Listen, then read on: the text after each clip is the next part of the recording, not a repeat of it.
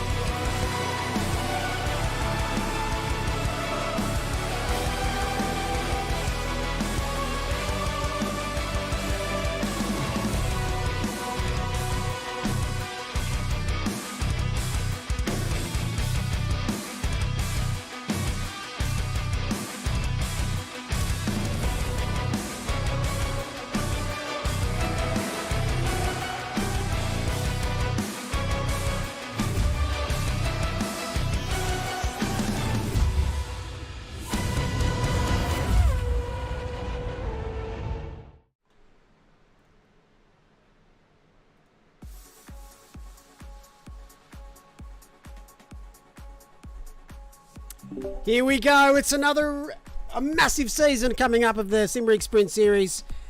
It's season 12. We're kicking off tonight at Paul Ricard. G'day chat. G'day everyone out there. It's going to be absolutely mega. I can't wait finally to get this season underway. It's been about 7 weeks since we last broadcasted, which is quite a long time. A few new little additions. I want to welcome to the commentary box tonight. We've got Alexis Bowen. How are you, sir? Ma'am? Hello, Mullock. It is very nice to be back for another season of commentary, and, well, I mean, what a track to start off with. Paul Ricard, absolutely love the place. Yes, I just checked my stats on ACC, and apparently this is the track they've done the most laps on. Who would have thunk it? But it's great to hear your voice. And also welcoming Sean Muller. G'day, mate. G'day, Mullock. G'day, everyone. G'day, viewers. Good to be back for another season. Yes, we are at the French car park. Looking forward to this one. This split, actually, already looking forward to this one. Some of the names in this one, it is stacked. Oh, I think both splits tonight are going to be pretty crazy. Green's kind of jumped the gun a little bit with a lot of new drivers additions in the last 2 days. But can't wait to get started. So I'll leave you two to it. Have a great stream and good luck, everybody. Thank you very much.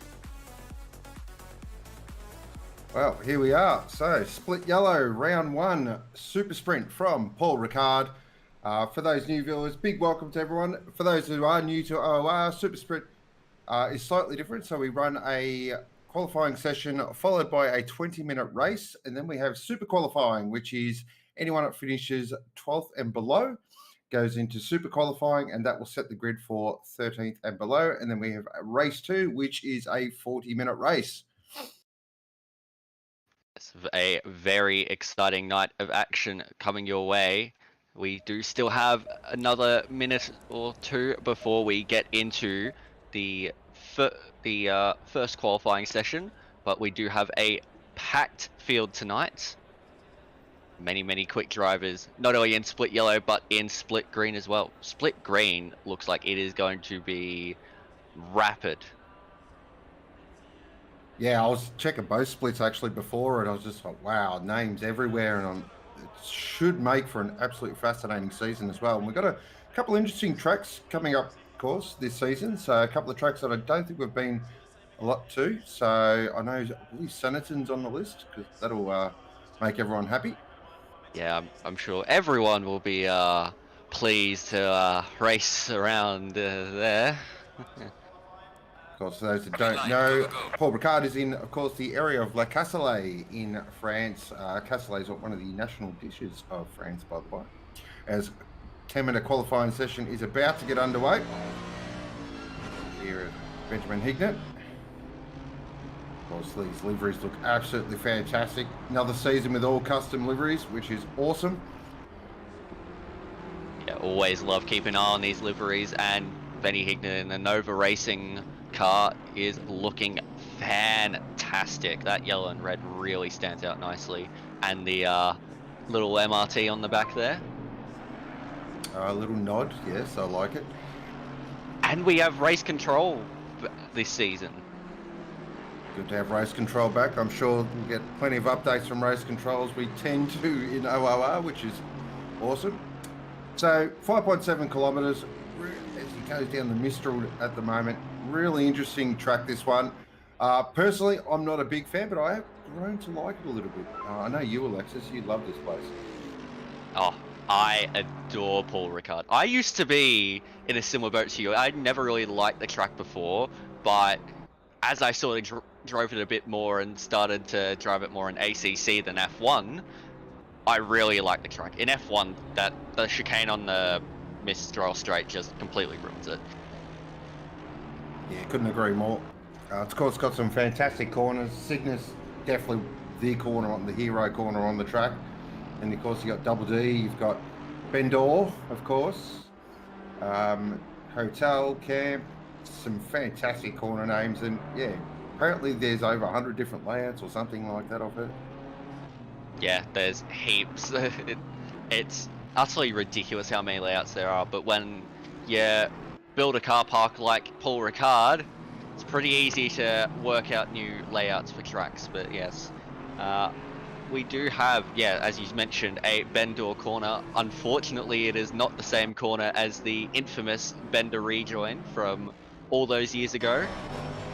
And that has taken a grand total of 5 minutes for that to be mentioned. Good work. Thank you, thank you.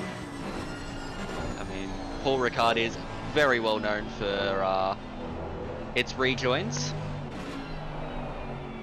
And we're looking now on board with Benjamin Hignett to see what he can pull together in the Mercedes. Just look at the mix of manufacturers here. We've got a really nice mix here in Split Yellow, which is awesome. So we've got AMG, we've got BMW, we've got Audi, we've got McLaren, we've got Honda, Aston, Ferrari. We've got a Porsche in there as well, so everyone's really well represented. Lexus as well, which is nice to see. Josh Breen, of course. It's always nice to see a great mix. I have noticed that throughout all the splits you are seeing a fair few Aston Martins and BMWs in the mix, so it will be very interesting to see how all those go. But yeah, a really good mix of different manufacturers this season. Well, we're thinking at the moment, coming to this really tight sort of back section. Sector 3 is really tricky here at Paul Ricard. Flow is everything. And rear traction is definitely the buzzword I've been hearing in sort of practice sessions and just general chat amongst the drivers. Yeah, it's super important to get that rear traction down, or that may have just been a touch wide as Philippa Bakita goes fastest already with a 53.6. Wow. As Talbot pops up there in a second. Yeah, still in the 54s, but a nice time there from Talbot in the Aston Martin. Ashton Reynolds for, is that Conan Catastrophe? Or Cars for Hope. Ah, I got it now. Yeah, Conan Cross Cars for Hope. Very striking Liverpool. Oh, isn't it ever? It is striking in a very good way. Reynolds now about to start his flight, heading in towards the S. Really important, just clip that apex and then just ride it up a little bit. Just watch the rear. It does tend to slide out of here. That's a little short shoot towards hotel and camp. Break at the 100 metre board, maybe just a little bit later. Clip that apex and then back to second. Yeah, you can break just a bit past that 100 metre board, but so far this has looked pretty nice. He's going to get a fair slipstream off the Honda here. I mean, the Ferrari historically has been pretty good on the straights around here. I can't say if that's still the case. Yeah, we'll keep an eye on this top speed here. So, you know, most cars are topping out around that 278 to 280 mark. See what the Ferrari does, but I might go a little bit quicker here. There you go, bang on 280.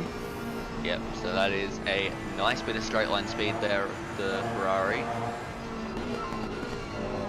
Oh my god, Bakita Wow. with 52.8. That is utterly ridiculous. That is scary fast. That is what Philippa Bakita does best. She is incredible at extracting speed from pretty much anything she drives. Having raced against her a lot throughout the different seasons of OR, she is honestly nearly unmatched for pace in most circumstances. Let's see what Reynolds can do as he crosses the line. Did get held up in traffic there a little bit, but does go third. Good lap. Yeah, nicely done.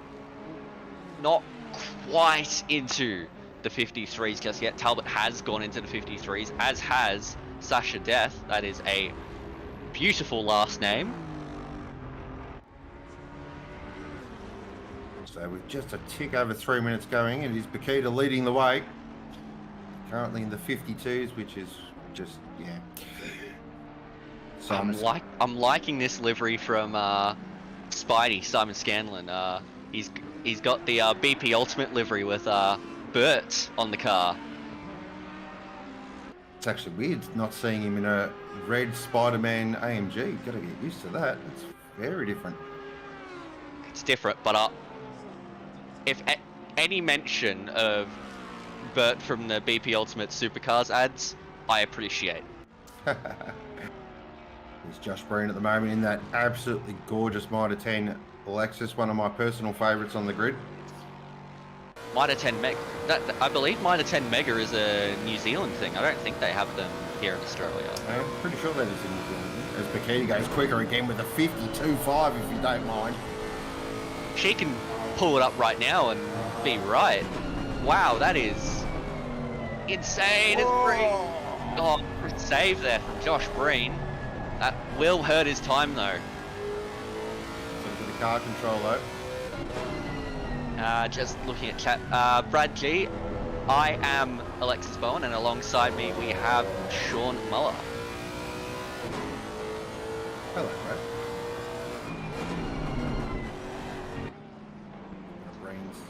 That slide is definitely going to hurt him. His class is Pro-Am, you see. I've been watching him actually in the practice lobbies as well. Another one has really found some pace in the off-season. Quite a few of these drivers have, yeah, definitely found some speed.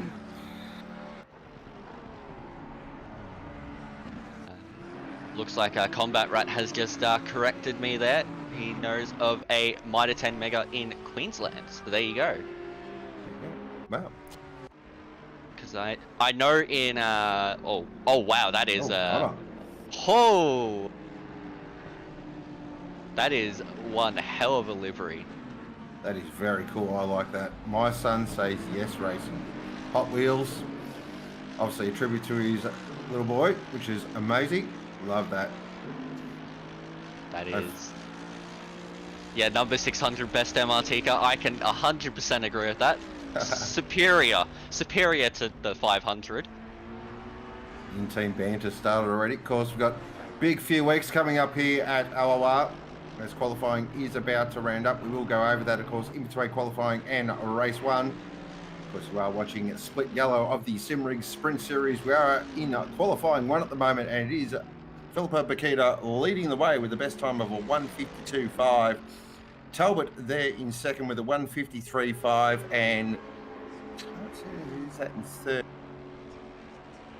We've got the three-letter abbreviations on the timing thing, and I'm trying to learn all those off bar.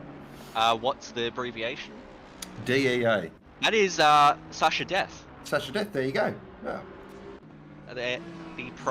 The current leader in Pro-Am for qualifying is in P3 overall. Which is very nice done. A couple of guys here in a bit of panic mode here. Mitch Hobbs definitely in one of them. He's going to have to nail this lap because he hasn't set a representative time yet. Yeah, he's really got to make sure that he nails this right. Otherwise, he is going to be starting all the way back in P31. Mitch Hobbs is a very fast driver. He may have just ran a little deep there at the final corner, but this lap should count for him. Where will it put it? He goes into P10. Good lap. Nicely done. Here is Sasha Death currently in P3, 1.3 seconds off of Bakita. It's not nicely worked by Death there. Feels slightly weird saying that, but I will say it is a lovely livery and a lovely last name. But we'll see what Sasha can do on this lap. I mean, the fact that the gap between Bakita and P1 and Talbot and P2 is nearly a second is just ridiculous. It is. I mean, a 53.5 is nothing to sneeze at all. Although I will say, historically the BMW has been pretty solid around here, especially in Sector 1. Death cannot improve there, but still will start in P3, which is a great effort, and will lead the way for the Pro-Ams. But it's Philippa Bakita on top from Talbot, Death, Reynolds, and Joshua Morgan doing nicely as the lead Audi ahead of Regan Herbert, Benny Hignett, Lachlan Nichols, Liam Hamilton, and Sean Glover. It's a pretty spicy top 10. And you got Hobbs and Hind and Taylor just outside the 10 as well. So it's going to be on into the S, I reckon, lap 1 for sure. I am 100% expecting a safety car on lap 1. No, I'm going to do something different this season. There's not going to be a safety car in race 1 of the season. Oh wow, that is a bold prediction. Going with the positive mindset.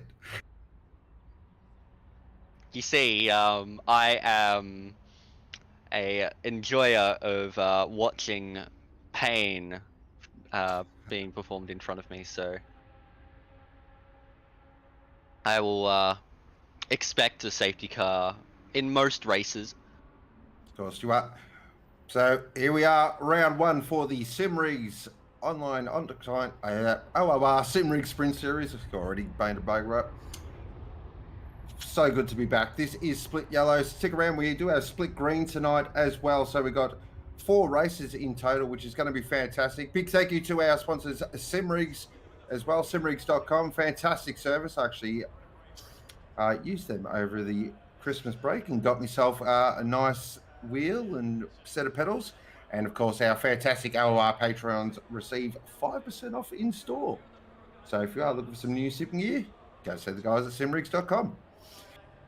A beautiful little discount for those who support OOR over on Patreon. Love the guys over at Simrigs. They do a fantastic job. Some of these liveries. Good to see the Alliance Lambo back, one of my personal favourites. Yeah, a lot of familiar liveries, but also some really nice striking liveries. Ooh, hello. Speaking of striking, Ricard Herbert. That's got a bit of the 90s aesthetic going with that one. That's a real nice looking car. Ooh, hello. Yeah, like that. The Hot Wheels, of course. That.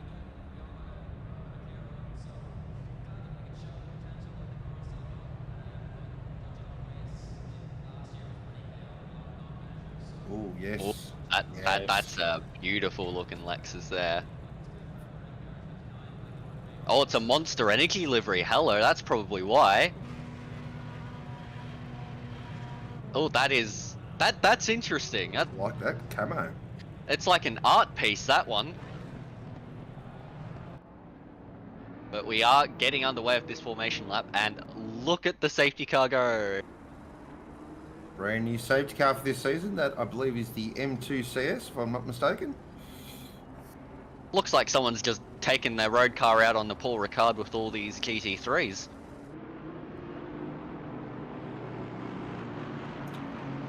Yes, we are lacking a safety car livery, unfortunately, but I am sure that will be rectified in the near future. Even then, oh, Bakita's BMW livery looks fantastic. Hides the many imperfections of the car's design. Yes, we'll go with that. Yes, we all know your feelings towards the look of a BMW, Sean. So 20-minute sprint race, here we go. So no pit stops. This will be an absolute blast from start to finish. Of course, I'll expect you to see a lot of passing as well, because with the long Mistral straight, slipstreaming will be crucial. Yes, and drivers will need to be cautious of weaving on the straight, as excessive weaving will most likely lead to a warning at the very least, or even a penalty. So, while yes, there'll be a lot of slipstreaming, I'm sure there'll be a few drivers trying to extend their interpretation of the rules there for weaving. Of course, there was a post there by our stewards as well that penalties may be a bit harsher this season as well. So we'll keep an eye on that throughout the course of the season. That is 100% fair, as it's fine enough making little mistakes, but it's learning from those mistakes. That's the main thing. Yeah, correct. It's how you bounce back, as they say. We are very close to getting this race underway. Sean, would you like to do the honours for the first race of the new season? Let's get it underway. So it will be Philippa Bakita that will lead them away. Talbot right behind. Death there and Reynolds are our top four. Of course, they will now line up in double file. OR does use double file restarts. 20-minute race. This is round one, split yellow, OR Simrigs.com Sprint Series in the Asia Pacific region. As the safety car pulls away now, Philippa Bakita will take control of the field. Strap in, ladies and gentlemen, get comfortable, because we are about to get underway for another season of fantastic sprint racing action. Green light, Past the okay. control line. And we are racing as they head off now down towards the S. Bakita's got a fantastic start. Looks like it's covered everyone off. They're about 3 or 4 wide now heading into the S. Does everyone get through? A couple of late breakers. Up through the S's. They're 3 wide through the S's. Look at this. Oh, there's a slight tap at the rear. Round they go. Car park, French car park right there. Safety car will be called. That is an absolute mess. And there goes your prediction very, very early on. Wow, I lasted probably 15 metres. At least it wasn't 12. And we are already flying away. That did not take... That's it. Cameraman's gone. He's out of here. Is Yep. that enough? Yep, that is unfortunately very disappointing to see, but I think given it's a new season, a lot of drivers who haven't raced against each other before, it was kind of expected. I was worried. As soon as I saw that they were going 3 wide into the middle part of the S, I thought, oh, this is only going to end one way. Yep, I was clenching at the buttocks when I was seeing that 3 wide. But we move forward anyways, but I believe Bakita still has P1. Slash Death did not have a great start, but into turn 1 was able to move up into P2, I believe. So nicely done from the Pro-Am driver. If they keep that up throughout the season, this early stage of the season, I don't think they'll be in Pro-Am for too much longer. Here we go. We're going to get a replay here. So let's see if we can break this down and find exactly what happened. So that out, I'm not too sure. The Audi's the one that got spun around, so went really deep. Tried to stay on the outside and then just cut across. A little tap there from the Merc. And once that happened, nowhere to go for a lot of these drivers. Oh, jeez. I think that was the car that actually, a car that went through another car at some stage in there. But yeah, it was a little hard to tell. I have a feeling it might have been Liam Hamilton that actually caught the rear end of the Audi into turn 2. Of course, Liam Hamilton, no relation at all to the 7th time F1 World Champion Lewis Hamilton. Just got an update there. Oh, here we go. Another replay. We might get a bit of a different angle, which is always nice. So everyone got through the first part nicely. I thought, oh, here we go, but right. Okay. So it was the Aston that went through the Audi. Yep. Oh, I see. But yeah, everyone was quite well behaved in the first corner. Not so much in the second corner. Wait. Don't. Oh no. Oh. That is a ripperoonie. But it is Bakita from Death, Talbot, Reynolds, Herbert, Nichols, Glover, Hignett, Hind, and Kyle Jackson, your top 10 at the moment, with Taylor, McNeil, Harold, Blair, and Hamilton just outside of that top 10. A couple of moves, and Nichols definitely got out of that pretty well. Hind as well, up to 9th. So a few drivers definitely were beneficiaries there. The sad drive down this long pit lane for some of our drivers this evening. Yeah, I think this is the longest pit lane in the game, other than Spa. It's got that weird little hump at halfway down as well. Yeah, it's certainly interesting.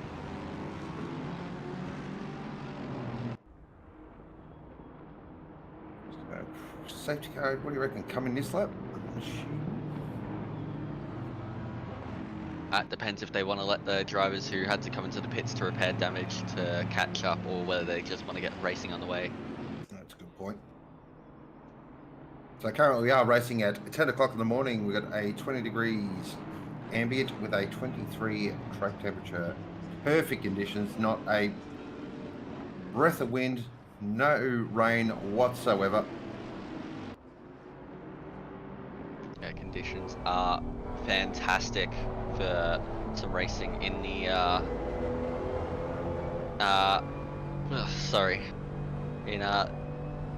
I'm just gonna say Le Castle. I'm not gonna try and make it fancy. The French Highlands. That's why we do have this little safety car break. As I was saying, big couple of weeks coming up in OOR. We have the biggest event of the year coming up, of course, the Bathurst 12 hour, which qualifying has been underway at the moment. And all I'm going to say is, wowee, there are some red hot times at the moment.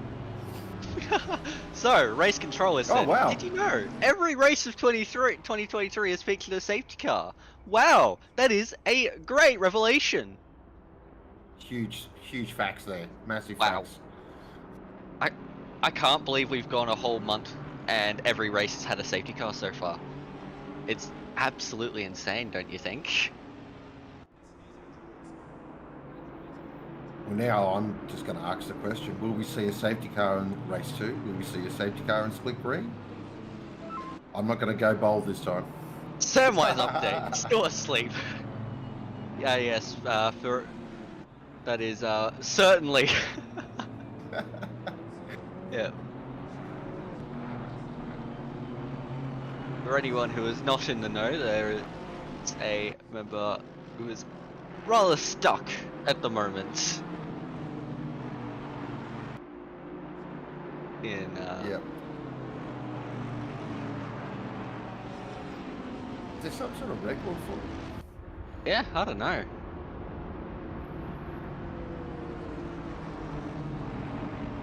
I reckon that's got to be the longest that someone's been stuck in a voice channel though in the server. I would say so. I've never seen anyone stuck that long, so... Yeah. Oh, he's comfortable. He's already planning for Bathurst. That's it. Yeah.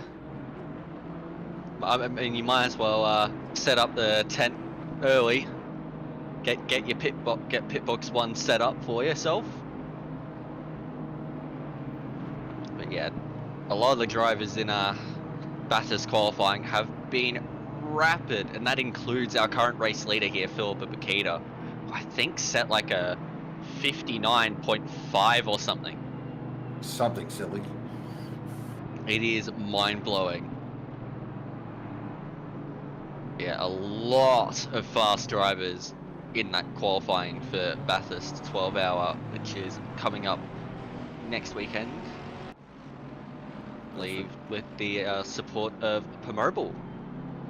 Yeah, great to have P-Mobile on board.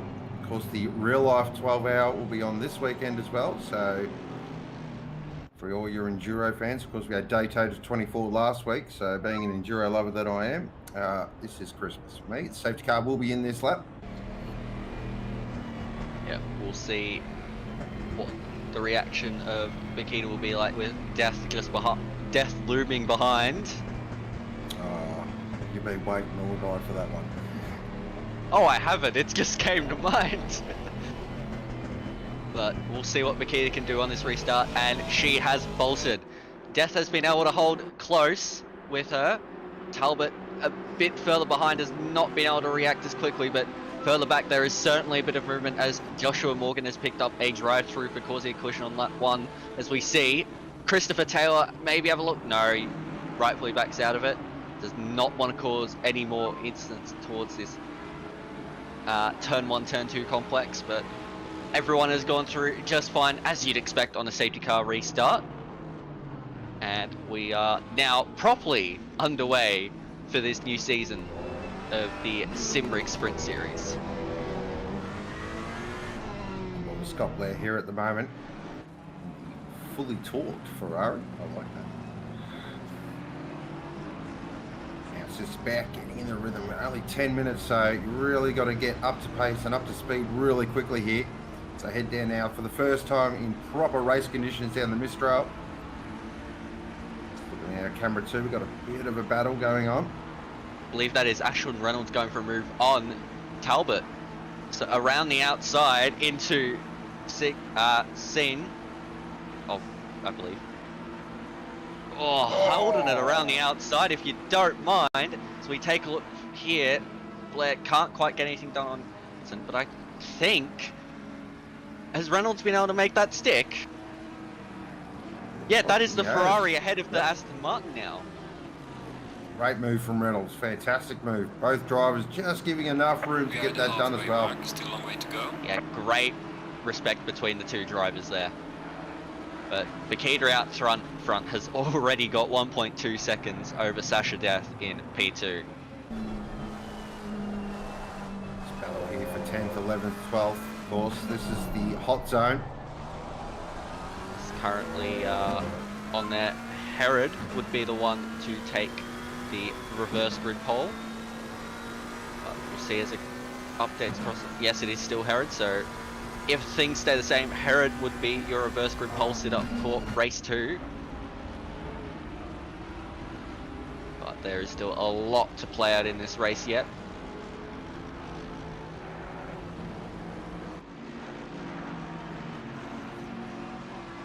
Perkins and the McLaren. Has he always been a McLaren driver? I'm not 100% sure. No, I don't think so. Liam Hamilton does pick up a 15-second penalty for that collision on lap 1. Well, dangerous driving on lap 1, I should say.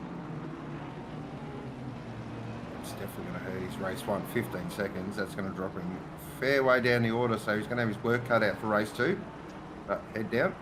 Well, thankfully you do have that second qualifying session, don't you? Ah, you do, yes.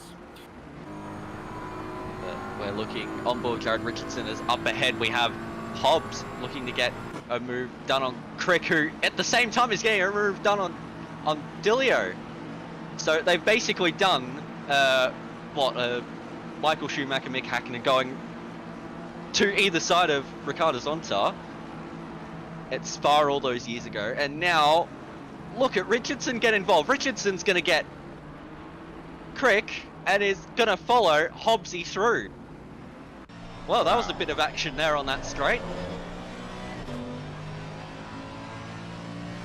At the moment, currently down in 24th position, so he is very much going to be head down, try and damage limitation here, as Bakita just sets a 53.1 race lap. Yep, just casually a 53.1 does a race lap. Yep, that's fine. Yep, sure. We see. Oh, hang on. Carl Jackson's gonna have a move on McNeil, possibly for P12 as Taylor has a quick look around the outside.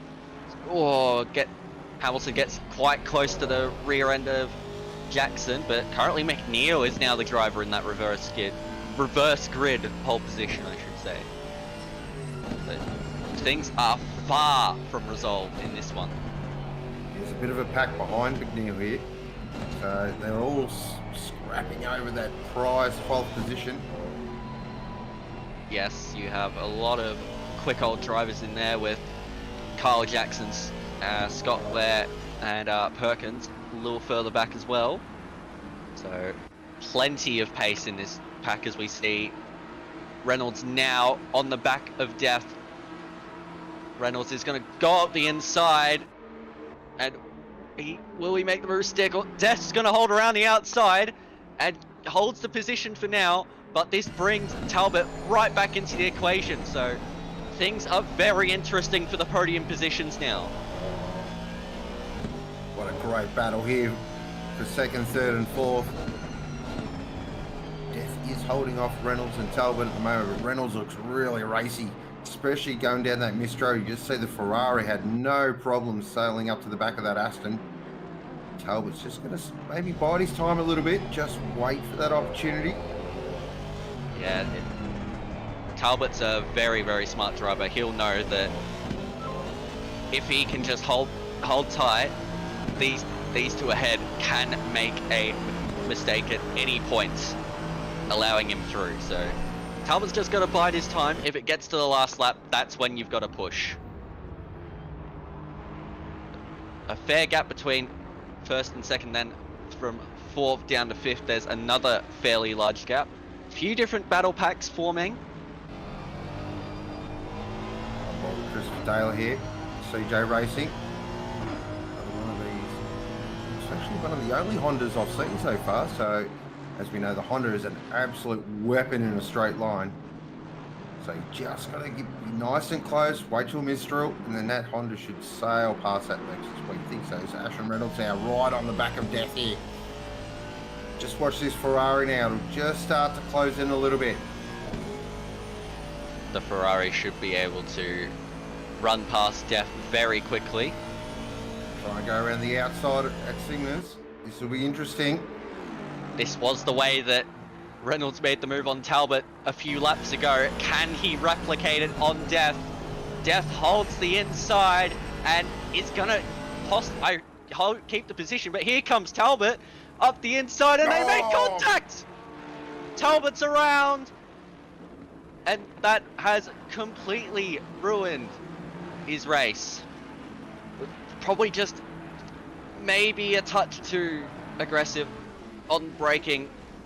I don't know, but just looked to me that he was a little bit out of control on the later part of the braking and kind of just had a little bit of nowhere to go. So that, of course, will be looked at, but a bit of a shame because that was shaping up to be an absolute ripping battle.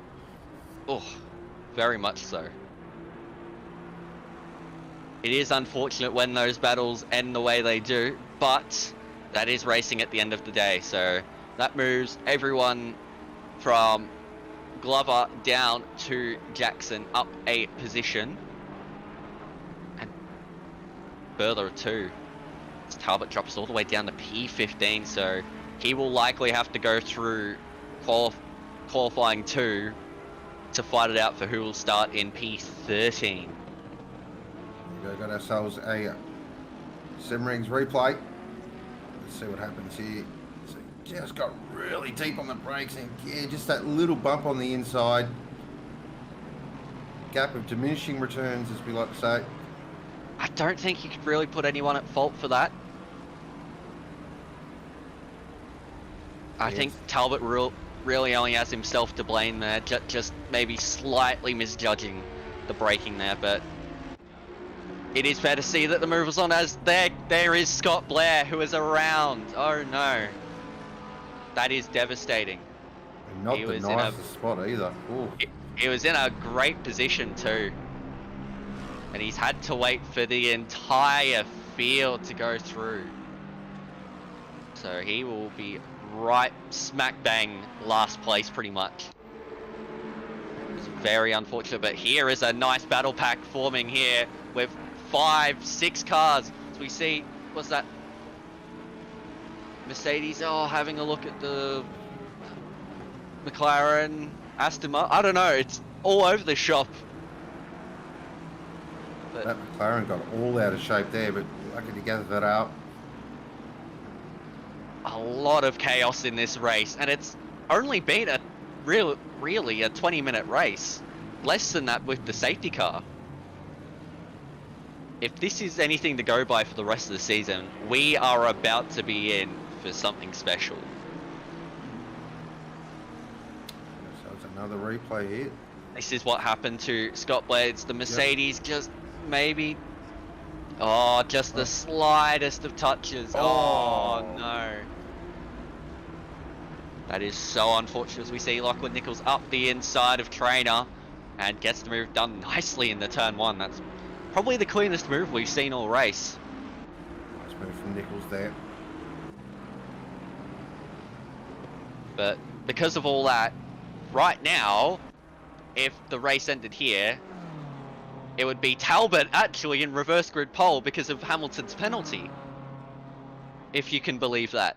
Wow, after everything he's been through this race, to be pole for the next race, huge. Oh, massive. That would very much make up for the mistake earlier. We see just behind Sean Glover is Benny Hignett. I believe Glover is the... no, there's actually a few Porsches in the field. That's good. Good. Well, at least for someone like you, Sean. It is good to see the Stuttgart Flyer represented well. Of course, we are waiting for the brand new 992, which is going to be very exciting. I cannot wait to get my hands on that thing. Always like a few new cars in the game. I believe there's also a new Ferrari on the way. Yep, we'll be getting a new Ferrari and also a Evo 2 of the Lambo. Ooh, very interesting. Oh, okay, never mind. Jeremy Talbot has picked up a 10-second penalty for causing a collision on lap 7. Oh, So the stewards have deemed that Talbot was enough in the wrong that he has earned himself a 10-second penalty. Trainer has earned 15 seconds. So now it'll be Lachlan Nichols who would put himself in the P12 for reverse grid pole.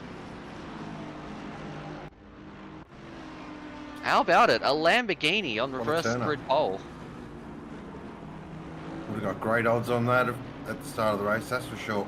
Ugh. Spidey, Scannell. Oh, that Ferrari is right out sideways then. That was Simon who lost it, and Hobbsy has been able to capitalise. He lost out on the start in that instant, but has been able to recover a fair bit of ground, but unfortunately it won't be enough to get to that reverse grid pole. But out front, Bakita's just been untouchable as always. And this is the last lap of the race. There we go, Regan Herbert. Who else? We got Hignett and Glover here. Someone going to go for Hignett lost it. Gone. Oh yeah, he's gone. Oh, that is devastating for Benjamin Hignett. Just maybe pushing a little too hard to try and get ahead. But we now are looking at Philippa Bakita, who has been incredible this race. And she is going to take the opening race of the season for the Simrigs Sprint Series here at Paul Ricard for Split Yellow. An absolute dominant performance. Sasha Death will take the Pro-Am honours and P2 overall. What a race from Death. As Reynolds, unlucky that he couldn't fight for P2 in the end, but comes home to take the final place on the podium with Glover in P4, Herbert 5th, Connor Hind in 6th, then we will have Benny Hignett, Herod, Taylor, Hamilton will be 10th on track, but McNeil and Jackson and Nichols will all move ahead. Lachlan Nichols will be your reverse grid pole sitter for race 2. Wow, what a race one to start the season off, unbelievable. But Bakita, like, what a dominant performance. 10 seconds the gap was in basically a 13-minute sprint. Incredible. Textbook, absolutely textbook stuff from Philippa Bakita. It's as if she can do no wrong, really. I mean, there is a reason why she is a part of the BS competition team, who are quite prominent in the world of sim racing, particularly within ACC. Not just in Asia Pacific, but globally. And yeah, many people are pointing out that Philippa has been able to outrun Death, making her immortal, I suppose. That's going to be all season now, isn't it? I mean, it's the joke's basically written for us already. So a couple of hard luck stories, of course, we'll go over those as well. But hopefully all the drivers have got that out of the system now and can settle in for race 2, which is 40 minutes long. Of course, we'll have a short little break and then we will get into super qualifying.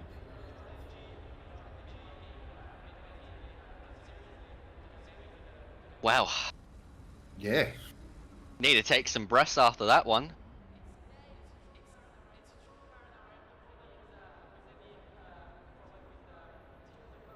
course, fireworks in the daytime, which makes absolutely no sense, but, you know.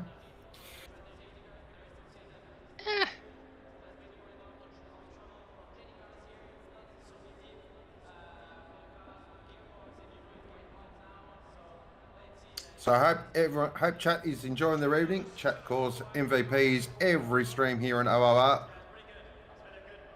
What did we think of race 1? Early predictions for race 2? Or anything you just want to ask or have a chat about?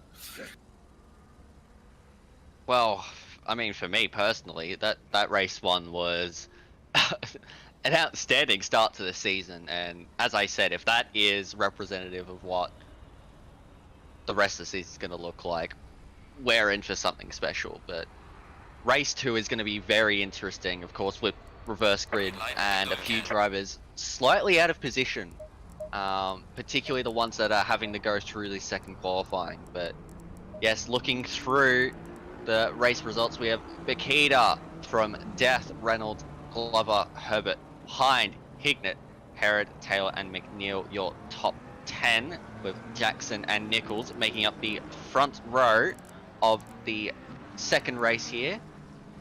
Further down, we're just looking, Talbot is down in 9, ended up finishing 19th after that penalty, so unfortunate for him, but as we said earlier, mistakes are likely to be punished more heavily this season, which is always good to see. It's better to learn from your mistakes the hard way than not to learn from your mistakes at all. That's correct. Talbot surely would have to be the favourite for this qualifying session. Oh, certainly. Yeah, I'd say so.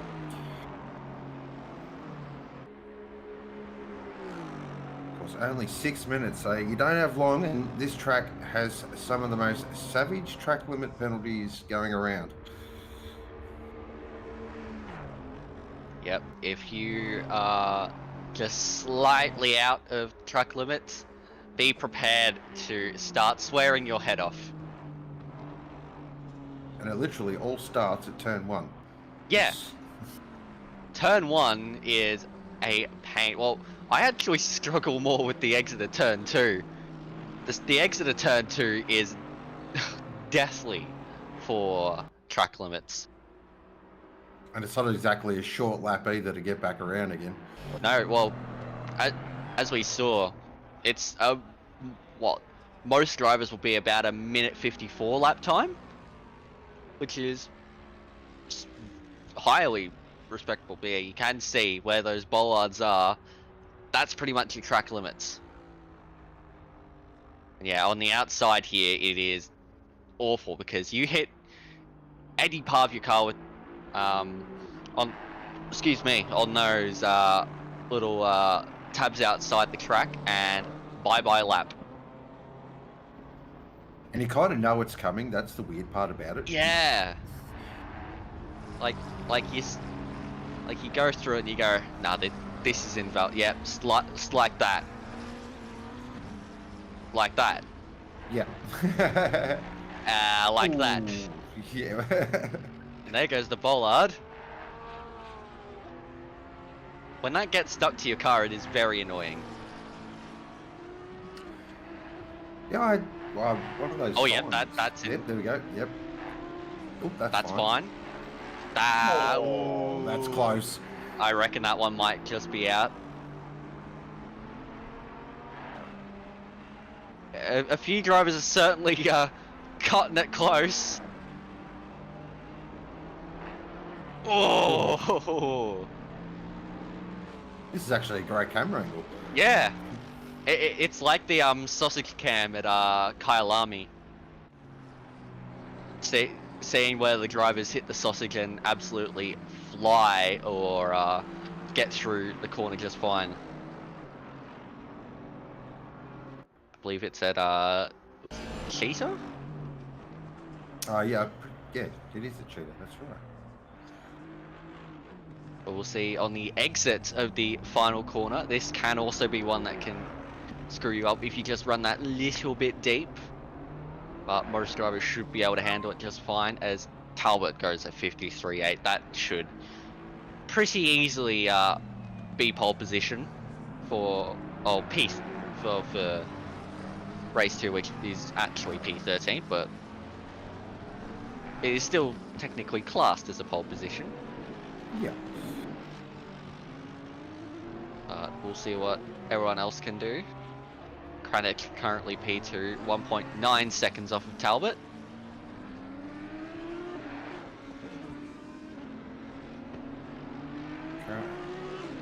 And we've got a few of the times coming through now. So 56s currently for a lot of our drivers. Kranich yellowing in the 55s, and of course Talbot in the 53s there. But got a couple of quick guys yet to really nail it down a lap. Here at Josh Morgan at the moment for 2T Racing.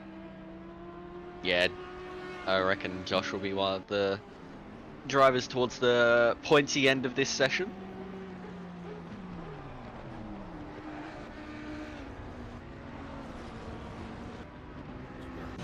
Beautiful Audi, which I still can't get my head around.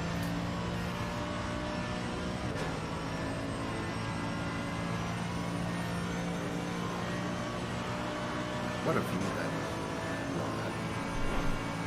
Oh yeah. This is looking at Mitch Hobbs in the number 4 Mercedes. Car 83, Jay McLean will receive a 2-place group penalty for overtaking during qualifying. Naughty, Jesse. Oh, that's way out wide. Yeah. That'll come with an invoice. If that comes with an invoice, yeah, Hobbsy's done. He hasn't set a time. Yep. So he will be at the back of the grid for this next race. Wow. So too, Scott Blair. Yes. Blair is, wow. So a couple of big names we did not expect to see down there. Yeah, wow. Yes, Bert makes an appearance on Scotty Blair's car too. You love to see it.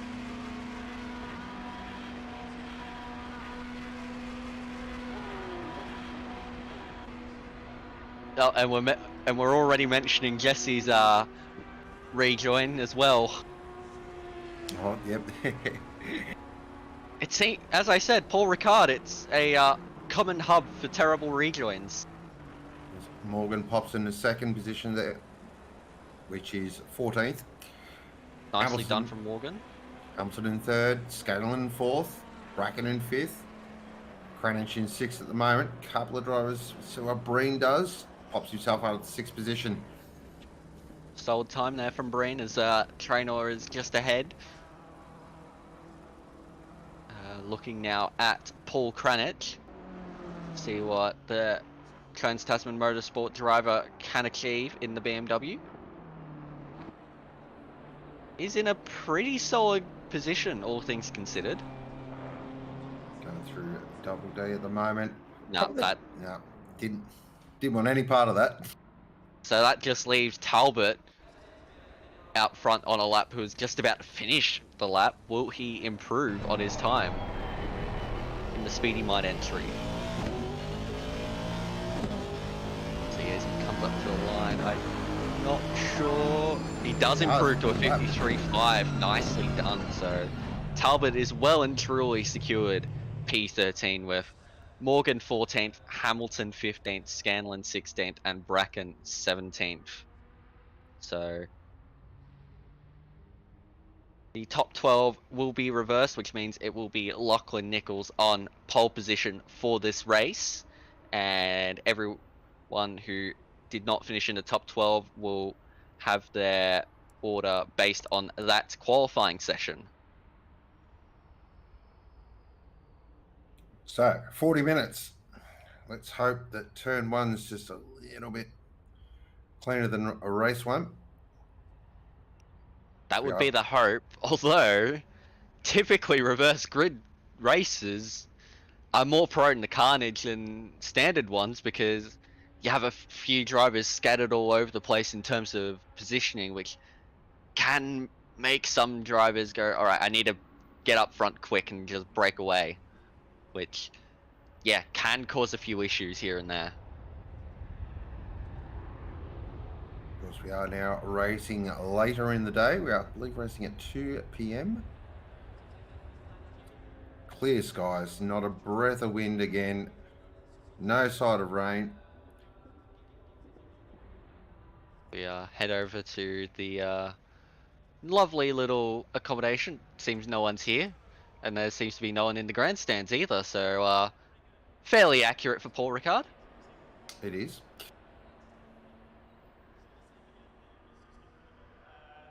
Definitely going to be one of those circuits for a spectator. Wouldn't be great. Yeah, it's very, very flat. So, yeah. A lot of empty seats. Like, oh, look at how massive the crowd is. And they're a long way from the circuit as well. Yeah, because of all the runoff. I think the best view you sort of get is on that front straight. They're not even sitting in their seats properly. What? Like, what are they doing? Bit of side saddle there.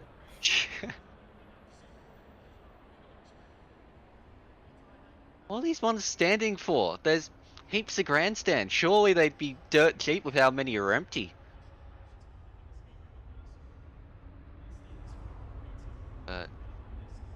Take a look. Oh, is the grid's still there? Okay, good to see. I thought it was empty because of where the start lights are, but even the front straight is practically empty for crowds. Wonderful. They do a 24-hour race here though, but not for four wheels, for two wheels. Ah, yes. Two-wheel endurance racing is definitely quite an interesting watch. I believe they returned to doing a Spa Enduro last year or something. Yeah, I've watched a couple of 24-hour bike racing, and yeah, they're a different breed. Oh, totally. Like love me some endurance racing on four wheels. You look at the two-wheel endurance racing and you go, how? Like you just wonder like how the drivers are able to perform the way they are on two wheels, which is arguably more intensive on the requirements from the driver than in four wheels. It's like you look at some of the ones that ride in like MotoGP and it's just ridiculous. It's absolutely ridiculous. Yeah, very much Oh so. Jesus, what's going on at the back here? Leon's insurance. We'll stick around for Split Green coming up as well, because look at these, a safety car livery reveal in Split Green. Exciting times. Ooh. This is race 2 for Split Yellow, round 1 of the OOR Simrigs.com Sprint Series. We do have another Samwise update. Still asleep. Thank you. So someone's gonna start singing lullabies to him to make sure he stays asleep. Gotta keep it going for the rest of the year if we can. Oh, every round I'm expecting a Samwise update now. So that's the thing, I'm not sure how well it's gonna work for Bathurst. Well, hopefully he's awake for Bathurst. Question is, would he go back to sleep again? Well, it depends when you're driving, really. I mean, I've been known to take a little nap in between stints. It's always nice getting that energy recuperated. Our sports bet. Safety car $1.105.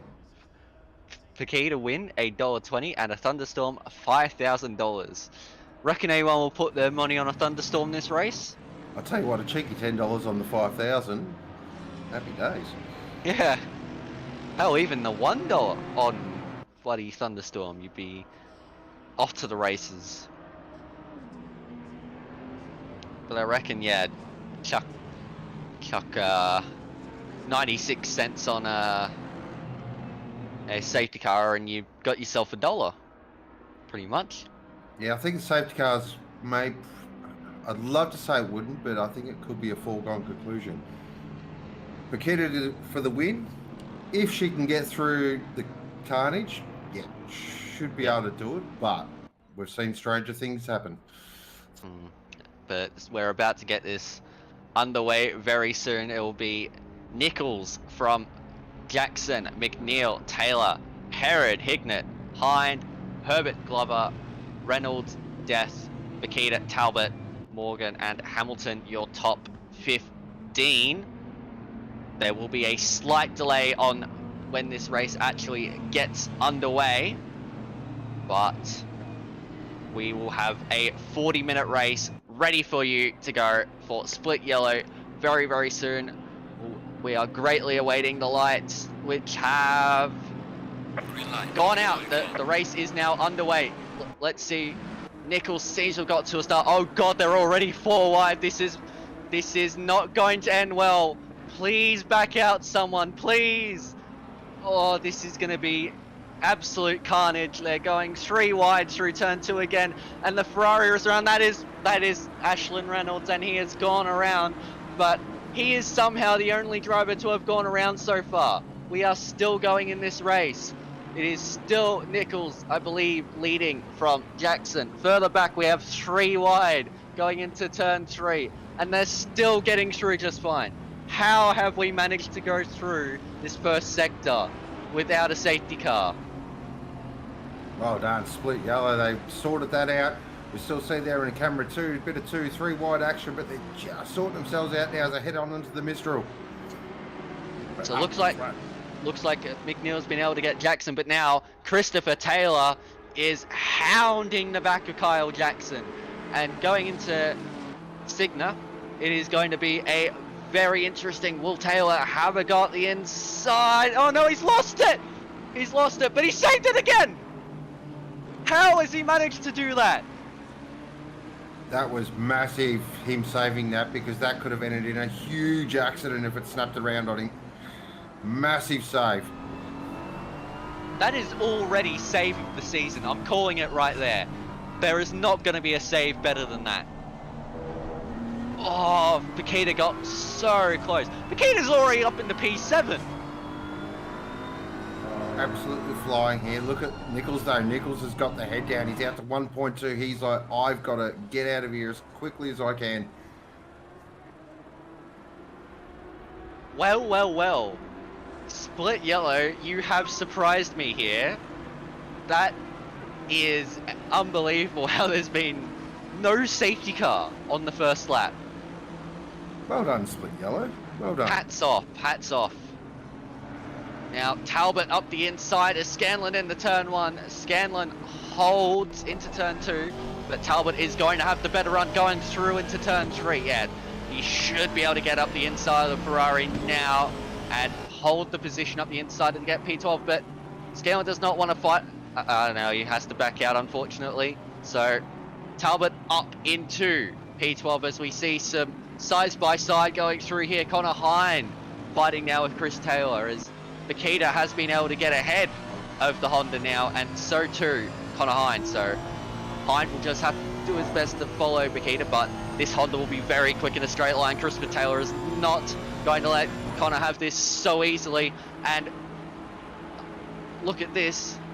We have Matthew Herod in the Lexus now, right behind these two, and he's going to give a bump draft to the Mercedes of Connor Hind, and is going to get ahead of Chris Taylor. Oh, this is tight. Death also almost causing death to Herod. And, oh no, there is now death. Wow. It's practically, oh no, what? That is Josh Breen. Where's he come from? He must have just completely lost his braking point or something. Josh Breen's done one of the rarest things he can do at Paul Ricard. That's hit a wall. Oh my god. Oh, look at this pack back here. This is an angry battle pack. Blair, Bracken, McLean, Hobbs, they're all in there. Nichols has set fast lap the race with a 55.3 so far, but oh, look at how congested this is. But they're still going in a straight line, they all are. This is fantastic stuff. I've got Scotty there at the moment. He's got Bishop right behind us. Bishop just thinks about a move, then backs out of it. really important now just to stay right behind this Ferrari. Just to be nice and tidy until you can get to the Mistral, and then you can make your move. There's a look in the background now. Is that Hamilton in the background? Yeah, having a little, it is. Thinks better of. Oh, just pulled that in at the right time. Wow. And now we've got Mitch Hobbs looking to get on top of things after... gets a little hit on the rear from McLean behind.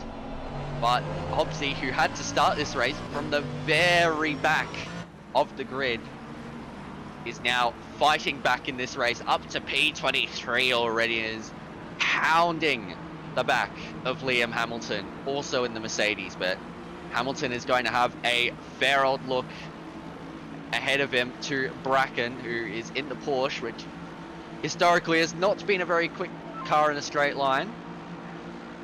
Race control is getting the popcorn out. No need for the beers yet. Oh, look at McLean getting side by side with Ashwin Reynolds. Reynolds up the inside has been able to make the move stick after the incident earlier on. So Reynolds up into P24 now, as Josh Breen has had enough and is returned to pits after an incident. What's going on here? Here is an incident. This is Graham and someone else. But Nichols has a fair run right now in the lead. What's the gap? 3.3 seconds, but Makita is in P4 and has just set the fastest lap of the race. Makita is absolutely flying right now. Here she comes. Nichols will be starting to look at that leaderboard and going, I've got to do something here. All Nichols needs to do, just keep some consistency. That's all we can ask for. Oh, this is fantastic battle. Glover, Hignett, Taylor. Scanlon now as he's chasing Talbot. A little bit oversteer there on the exit. Sean Glover in that beautiful 2T racing Porsche, one of my absolute favourites as well. Looking ahead. Sad face now. Looking like Hignett's going to shape up a move on Chris Taylor going into Sing.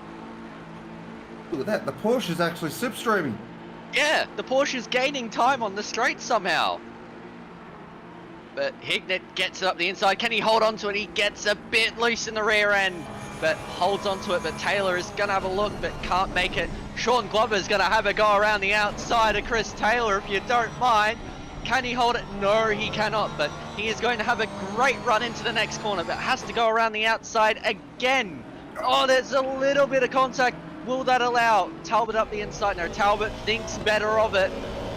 This is incredible racing. What a way to start the season. Really fantastic side-by-side action from these drivers. Philippa Makita is already into P3. Make that She's P2. into P2! And Benjamin Hignett has gained a 15-second penalty for a collision.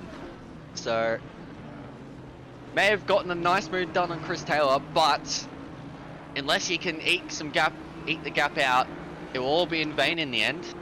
Oh, and there's been contact further back, but is that Reynolds again? Or is that another car? No, that might be a different, no, that's Robinson. A bit of contact there in the back, towards the back of the pack. Back to this battle. This is definitely the battle of the race. Look at Sean Glover. No, tap in the rear. The Honda's gone around.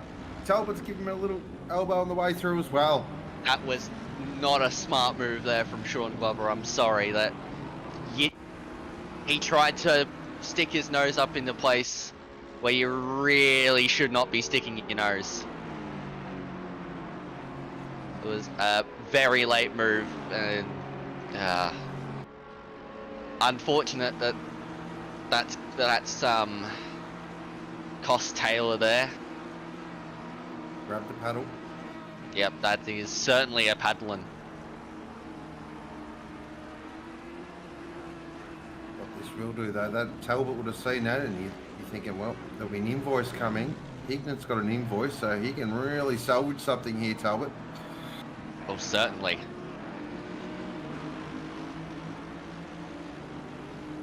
Gap up the front, 2.4 seconds between Nichols and Bakita. We'll keep a very close eye on that. I think once they cross the line, it will be about a second. Just looking at the last lap times, Bakita did a 154.1 where Nichols was a 155.8, so The gap is down to 1.4 seconds already. We're only 10 minutes into this race, and Philippa Bakita is already at the front of the field, pretty much. This is what happened into the final. Oh, no. Oh, no. And it's going to get worse, isn't it? Oh, no. Oh, that is... lots of sadness. Oh, no. Lots of side to side that just did not end well. Mike Crick is already a lap down. Quite behind at the moment. Actually, not a bad race hold. On it. Yeah, he's in a good position at the moment. He's held on nicely. But look at Bakita, like already has Nichols in her sights. This will be done by the end of the next lap. End of the next lap. It will be done by the end of this lap. I'm giving Lachlan a little bit of... Come on, Lachlan. Hold on a little bit. Bakita is rapid in this final sector.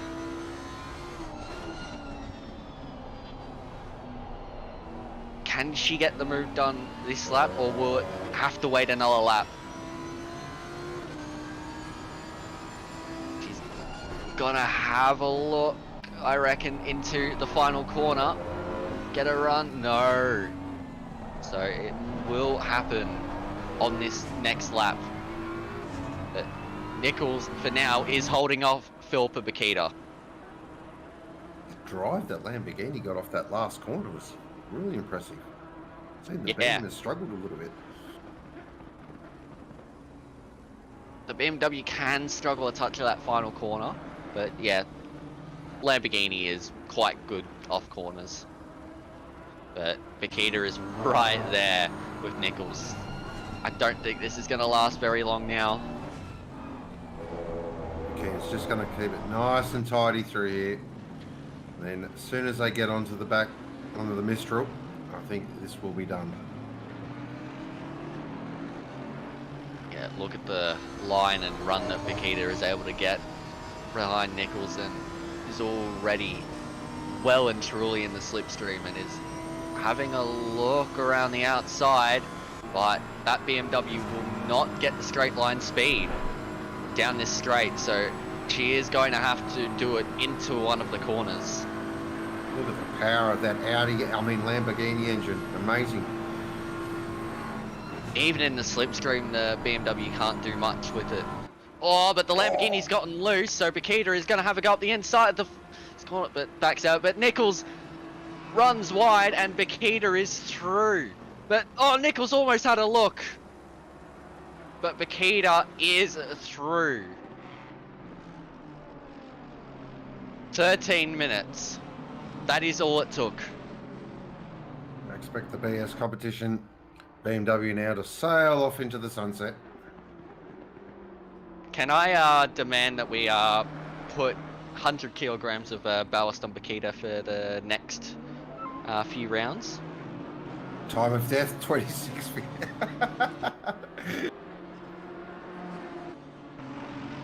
Well, well. Back to this battle though, because this one is just starting to spice up a little bit between Hine and McNeil.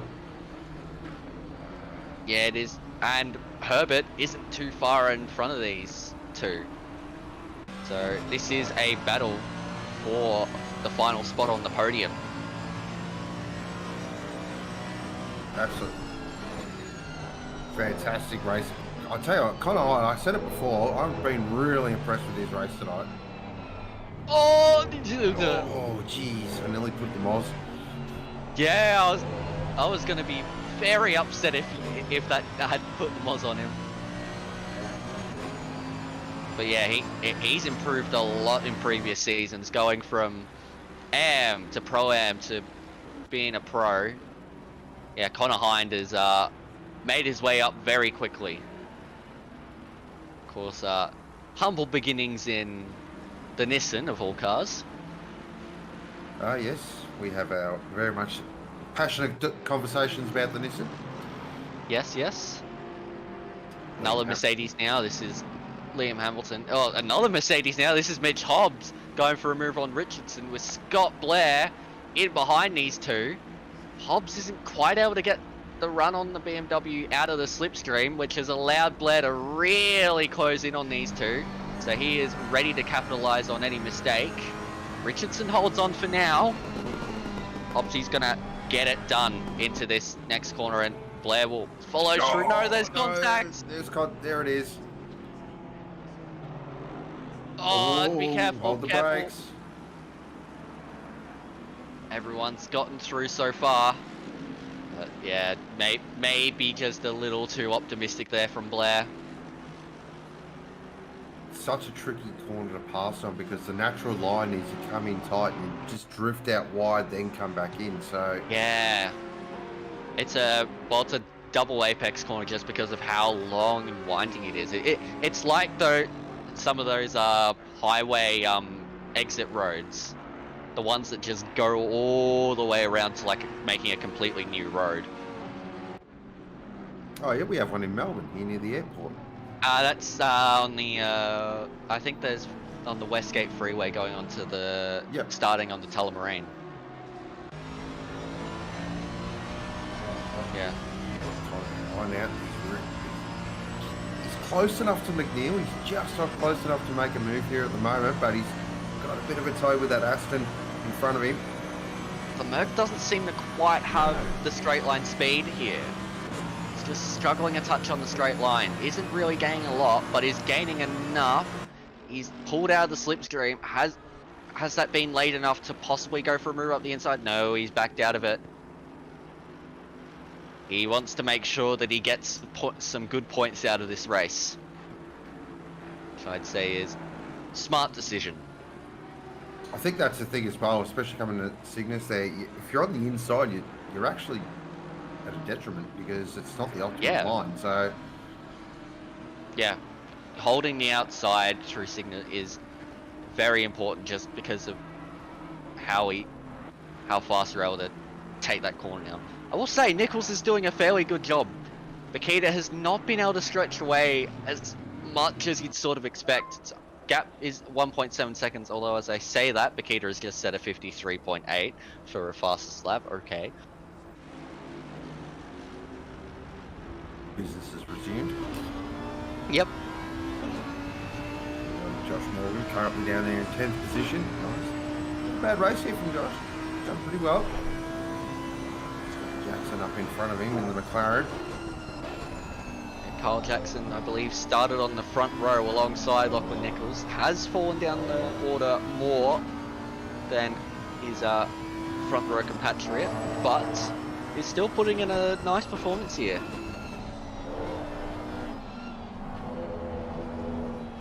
Actually, just catching here a little bit here, Morgan. A bit of a sniff. He's got Scanlon just ahead as well. And we've got McNeil and Nichols as well. So some Pro-Am's doing a fantastic job here at the moment. Oh, certainly. But Jackson is getting a nice run on Scanlon now and has moved to the outside. Will Morgan be able to use that slipstream effect nicely, or will he hold back? I reckon he's just going to hold back for now and just make sure that everyone gets through here. Runs a bit wide. And yeah, Jackson has been able to get the move done on Scanlon up in the P8. That Audi just did not look like it wanted to turn in at all. No, it did not. Had a little wobble there on the exit as well. So the Audi's just struggling a little bit at the moment. As we've got a replay. This normally... Is this what I... No? No, everyone's... Oh, no, there Oh. it is. I was waiting for it. Ouch. That was Nichols, wasn't it? It was Nichols. Yeah. Yes. Second position. Wow, so that is super unfortunate for Nichols. So drops down to P6, but is now in a fight for that final place on the podium, currently held by Austin McNeil. So it's Nichols, Hignett, Hind and McNeil all scrapping here. Hind is a lot closer now to the back of McNeil. Just has to hold close through this corner and get a run on the straight, but McNeil gets a great run. Nailed that. Yeah, well and truly. This is nice from McNeil. Aston Martin is showing some good pace. Nichols is okay though, because we know that Lamborghini is very quick in a straight line, so he just get on the back of these three in front of him. That podium position still might be up for grabs. Of course, Hignett is carrying a 15-second invoice, so it's kind of not in this fight. Hind is close for here. Is he gonna have a go? No, don't you dare. That Sean Glover picks up a 15-second penalty for causing a collision on lap 5. Is Hind? No. So Glover down in P10 has picked up 15 seconds worth of penalties, which means he will drop down a fair way now. It's behind now. It's just got to be a little bit patient here. He's definitely got a pace advantage over McNeil, but McNeil's just placing that car absolutely perfectly. Yeah, McNeil's driving a very professional race so far. This is really good stuff. You see just in the background, Glover's come into the pits. Interesting. Carrying damage, maybe? Don't know. No reason really you come into pits on a 40-minute race. Yeah, because there is no mandatory pit stop. Oh, this is about to be a 5-way battle. Yeah, Talbot's really picked up some pace here.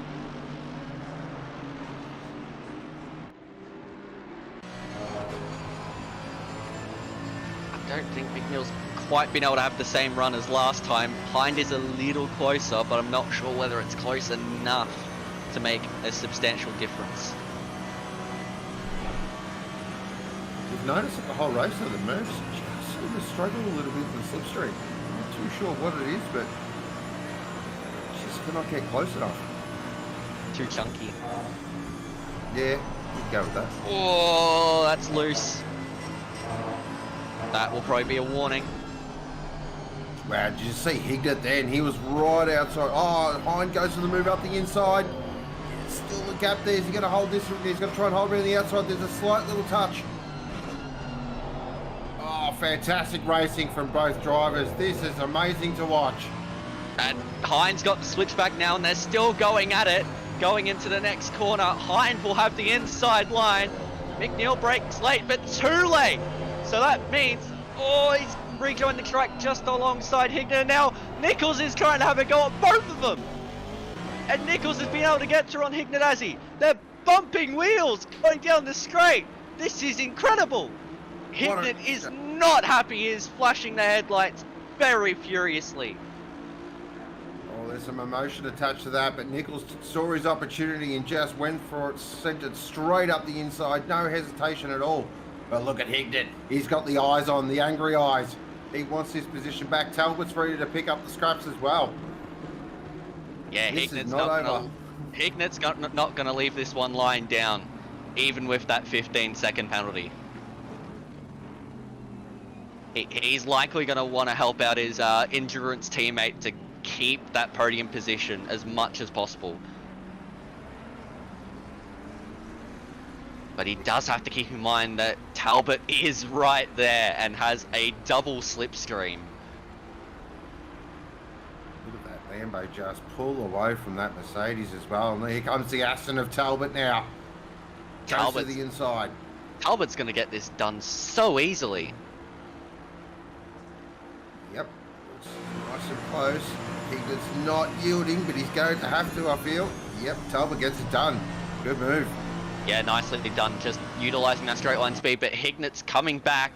Oh, up here, it's going to be tight here. Hignet is fighting with everything he has, but Talbot's going to hold around the outside and we'll have the inside line for the next corner. Can he make something out of it? They're still side by side. This is practical repeat of what happened before, but Hignet is going to hold on. Great exchange again between these two.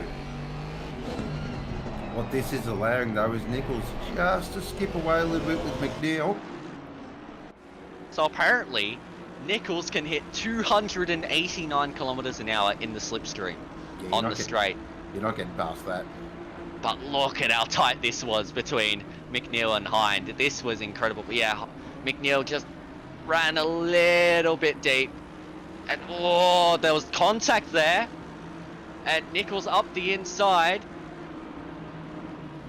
Oh, need to have a little look further back. But yeah, Hignet was not happy with what happened there. Definitely not happy with Nichols. Ever the opportunities just went, yep, I'll take some. Ooh, a little bit of elbow pushing. I don't think there's much in that. Unless Hignet was unhappy with the way that McNeil rejoined, I don't think there's anything in that between Nichols and Hignet at all. No, I'm fine. Nichols is fine for mine. Saw an opportunity, went for it. Yeah. It was just a good opportunistic move. And now Nichols is right there with McNeil as Hignet and Talbot continue to fight it out. And now Talbot's going to have a go again up the inside. This time he's moved out a lot later, so has a bit more residual straight line speed. And up the inside, he's got it done this time, but Hignet might have another run as we look back. Ashlyn Reynolds has gotten ahead of Simon Scanlon up into P9. Well, there's action everywhere you look at the moment. It is. Whoa, Nichols has gone off again. Same corner again. What has happened there? Dear oh dear. I wonder if he's just had another snap. Oh dear. Epic straight line speed to the Lambos, all well and good, but if you can't pull it up. I mean, yeah, the Lamborghini is a very hard car to keep straight most of the time. It can want to kill you just as equally as the Audi. Oh, what a shame for Lachlan Nichols. And it looks like Talbot has been able to get the move done on Benny Hignet. Finally. Here we go. Here's a replay of what's happened to Nichols here. So, betting into DB. Yeah. Oh, again, exactly the same. Oh, was lucky to avoid hitting the wall. But yeah, so now your battle for the podium is really down to Hind and whether Talbot can get past McNeil quickly, because McNeil does not have the same pace as Hind. But Bakita out front, nearly 13 seconds. Just cruise control now. Like, you look on board and it is just pure perfection nearly the whole way around. And interestingly, running TC8, I have heard that TC8 is actually a very good setting in the BMW. And it seems to be backed up there by Bakita running it. Yep, and ABS3 as well. Like, very interesting settings there. I mean, for example, up down to 5. Ah, Pro Strat right there. Ah, yes. Changing it quickly and efficiently. That's skill right there, dude. Be able to Back to 8. There you go. Wow. So, using a few different TC settings depending on the part of the track that she's in. Wow. You see, I don't have that micromanagement skills in me. Yeah, neither do I. That's too much hand movement. I'm yeah. too worried about just driving in a straight line. Oh, McNeil's dropped back behind Hignet. Has. So, both Talbot and Hignet have been able to get through on McNeil, and now the fight is on for P3. Can Talbot reel in Connor Hind, or is the gap of 3.1 seconds just a little too big? Well, let's see. This is on the straight. Talbot gets it. What happens here? Oh, this is tight. Yeah, McNeil just has to run that little bit wide. Hignett up the inside, and yeah, just McNeil maybe just running that little bit too wide. Just, yeah, not quite being as aggressive as he possibly could. As now we look closely at death looming ominously for Nichols. It's probably a euphemism for Nichols' race, really. Yeah, I mean, the pace that Nichols has been outstanding, but there's just been those little mistakes creeping in here and there. But I think the good thing for Nichols, though, he can sort of take away from this, definitely got the pace. oh, certainly. His pace this race has been outstanding. Talbot's got a drive-through penalty for track limits. Well, my God. we haven't discussed track limits at all in terms of drive-throughs, but Talbot, that has really hurt his race as Bracken picks up a 10-second penalty as well. Oh dear, Talbot, that's ruined his race. Yep. 2 races tonight ruined by just little mistakes caused by the driver. That is really unfortunate for Talbot, who had been eyeing up P3, currently occupied by Connor Hind. I mean, I don't want to put the moss on him early, but Connor's looking good for a podium here. Yeah, he's been driving a really good race, and this will give him a great load of confidence that he can perform well in the Mercedes just in time for the memorable Bathurst 12-hour approaching next Saturday. I see Bracken there just dealing with some Porsche things. Yes, Porsche things are certainly pain. Can sort of just do what it wants at times. It does. Definitely spit personality. So Jackson's back there up to 6, so nice race there from Jackson. Yeah, he's, after a bit of a shaky start, he's recovered well and has been able to drive a really solid race. Nichols back up into the top 10. Whoa, Nichols. Wow. That is a loose lead. That's allowed Deft to go through into P10. So as quickly as we said Nichols was in the top 10, he's now 11th. I don't think he'll be very happy. That section has just been a nightmare for Nichols. Yep, all night really.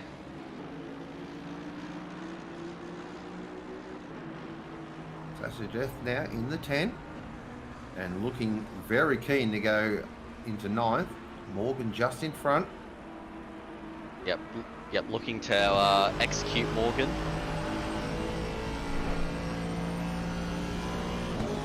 I'm going to call it now though. Nichols hasn't given up on this top 10 yet. Oh no, he will. He won't give up. Lachlan Nichols is a fighter.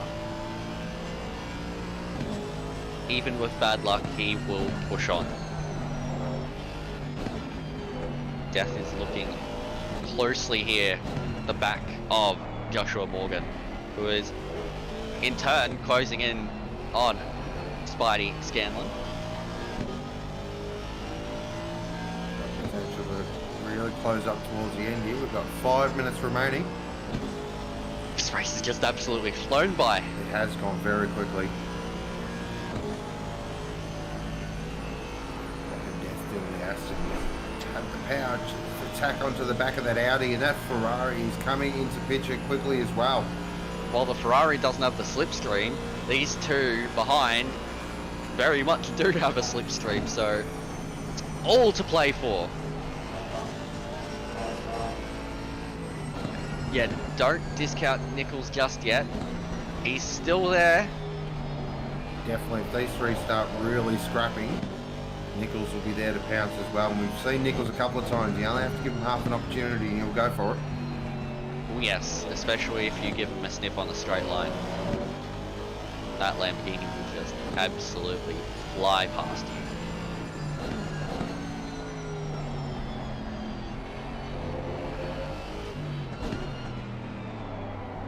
Still, the battle rolls on with Scanlon leading the way in P8 over Morgan, Death and Nichols. Hamilton now has a drive-through penalty.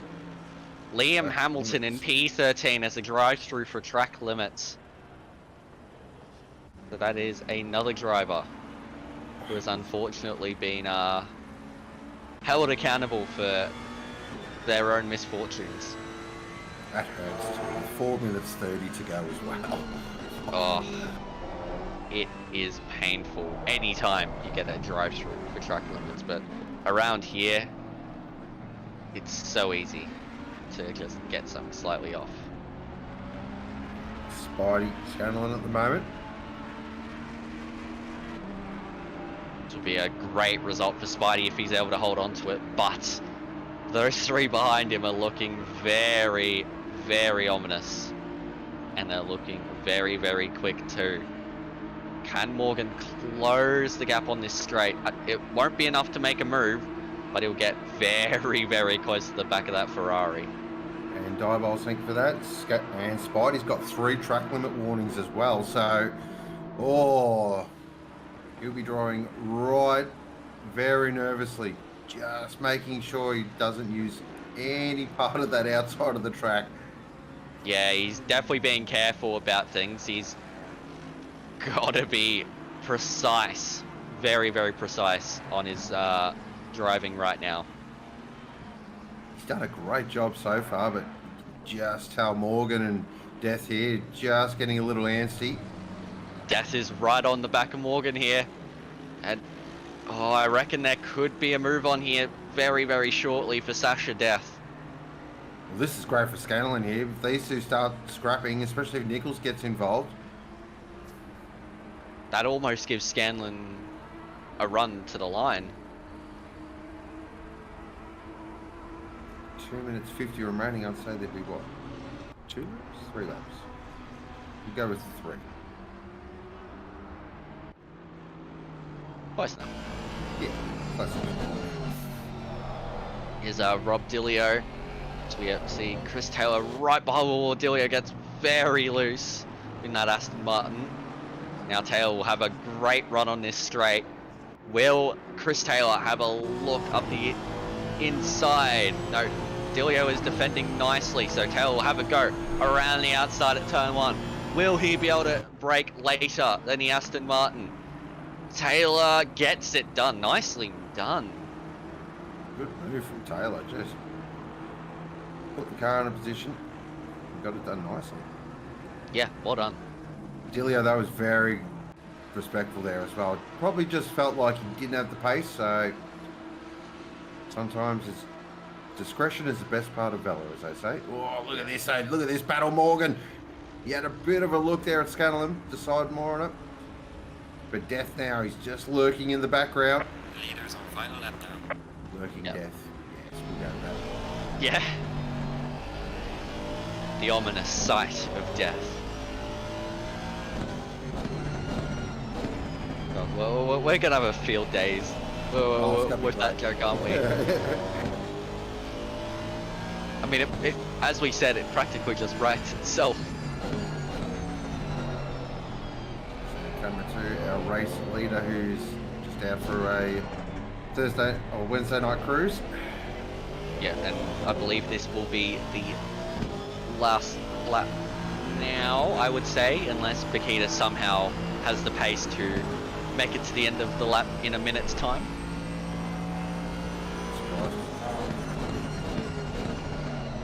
She does have a 21-second buffer over Regan Herbert, so plenty of time. Credit to Scarni in the chat there. He did call a 20-second win to Bakita, so well done. Yeah. Fair call from Eric Scarney there. Morgan's running out of time here. An opportunity, though, to get this done. It's kind of got to be it's a bit of a now or never moment now. Oh, certainly. He's pretty much got to put a move in, or that's it. Because this will be the last lap of the race. That Bakita will not have time to go for another lap. So this is it. This is Joshua Morgan's last opportunity. Can he make something work? Close enough. Yeah, he's close. Very close. Needs a good run through here, but Bakita is going to take the victory again. Driver of the day, 100%. What a drive. Amazing drive. Back to this fantastic. As Regan Herbert will come in second position. Fantastic drive from Regan. Yeah, well done from Regan. That's a really nice drive in the Vaporwave livery. A stunning livery, if you ask me. Always like a bit of Vaporwave. And then behind, another stunning livery with Connor Hind in the Hot Wheels car. Coming home to take the final spot on the podium. Hignett will finish 4th on track, but will lose position to McNeil, Jackson, Reynolds, and probably Scanlon, Morgan, Death, and maybe Nichols as well. Yep, Scanlon looks like it's going to hold on. Well done. Great drive from Scanlon. Yeah, Morgan really well done. And Death. Fantastic racing. Unlucky there from Nichols. He had a few mistakes in that race, but showed he has the pace. And great drive from Hobbsy too, up to P12 from the back of the grid. What a drive. Very good drive. And what a drive too from Ashwin Reynolds. He was caught up in the incident right at the start of this race too. Right, yep. And he's, what, 7th? 7th, yep, that is correct. What a drive. Great drive from Reynolds. Absolute grit and determination there. Well done to Dilio as well. Rob Dilio, top 20 for an AM driver. Well, great drive. Yeah, well done from Dilio. That's a great drive from him to end up in P20. And the winner of the AM class. It's always nice to put on the mantelpiece. Oh, that was split yellow. Wowee. What a start to OOR Simrigs.com Sprint Series. Split yellow got us off to an absolute flyer. But it was Philippa Bakita, class of her own this evening. Absolute masterclass drive. Regan Herbert there in second. Connor Hind in third. McNeil in fourth. Reynolds in fifth. Jackson in sixth. Scanlon in seventh. Morgan in eighth. Ninth was Death. 10th was Lachlan Nichols. Definitely the hard story of the race. Hobbs in 11th. Hignett 12th. Talbot 13th. Herod 14th. McLean in 15th. Bracken in 16th. Marvel 17th. Perkins 18th. Taylor, Dilio, Hamilton, Robertson, Nagel, Richardson, Cranich, and Glover, Traynor, Graham, Bishop, Tyquin, Blair, Crick, Breen, and Robertson. Oh, Well, what a split yellow. that was split yellow. And please stick around, viewers, and chat, because we'll probably have a short little break and we're going to be back for split green. It's exciting. And that will be me on the way out, I believe. I will leave you in great hands, but it has been fantastic commentating tonight. I mean, some fantastic racing there. Awesome racing. Pleasure as always, Alexis. Thank you, Sean. I will see you again next time we are here for the Split Yellow Sprint Series. Looking forward to it. Well, joining me in the box, I believe, is the one and only, now, if I butcher this name, I apologise, is it Damiano Thurcolini? Very close. Damiano Thurcolini. Damiano, there we go. I'll remember that now. Good evening, how are you? I'm well, Sean, and yourself? Good to be back in the box calling all the action for our excited. Good. Show me the ways of commentating. This is, I think, my third time in a box, so not really nervous, but a little bit anxious, but I'll try not to overtalk you. All part of the fun. I was just watching the end of Split Yellow there. It was that poor Lamborghini, just like in real life, has a lot of trouble with thickness. It definitely had a mind of its own coming to that back quarter. It just looked like it always wanted to snap around, which was Lamborghini things, as they say. And what we got now is split green qualifying. So they're in their wait time now. So John Sonicus, or I hope it's John. I have a problem with the Sonicus brothers.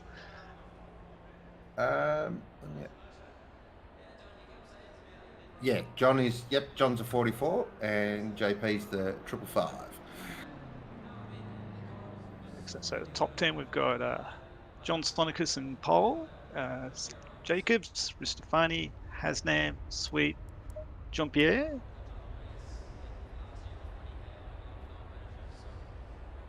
Kai Rudin. Jeez, this split is stacked. It's going to be fast for sure. And Michael Babb starting from the pits from position 10. Rachucci, Weatherburn, Piper, holy moly. If the cameraman would be kind enough, I'd like to have a closer look at some of these liveries. They are absolutely stunning this season. Yeah, it's definitely stepped up from last season. We are one moment. I'm a bit lazy if my livery for my car just copied the same one I had last year. I used the services of the fabulous Mike Crick to do mine because I looked at Livrietta, went for 20 minutes and went, yeah, no thanks. Yeah, I had a little go. I think I used a program called GIMP. I updated the Pirelli logos and they all had high resolution images. And when I dropped it on the car, it turned into like 3-bit GIFs. Like a splash of yellow for a bit of red. So kind of looks Pirelli if you just squint.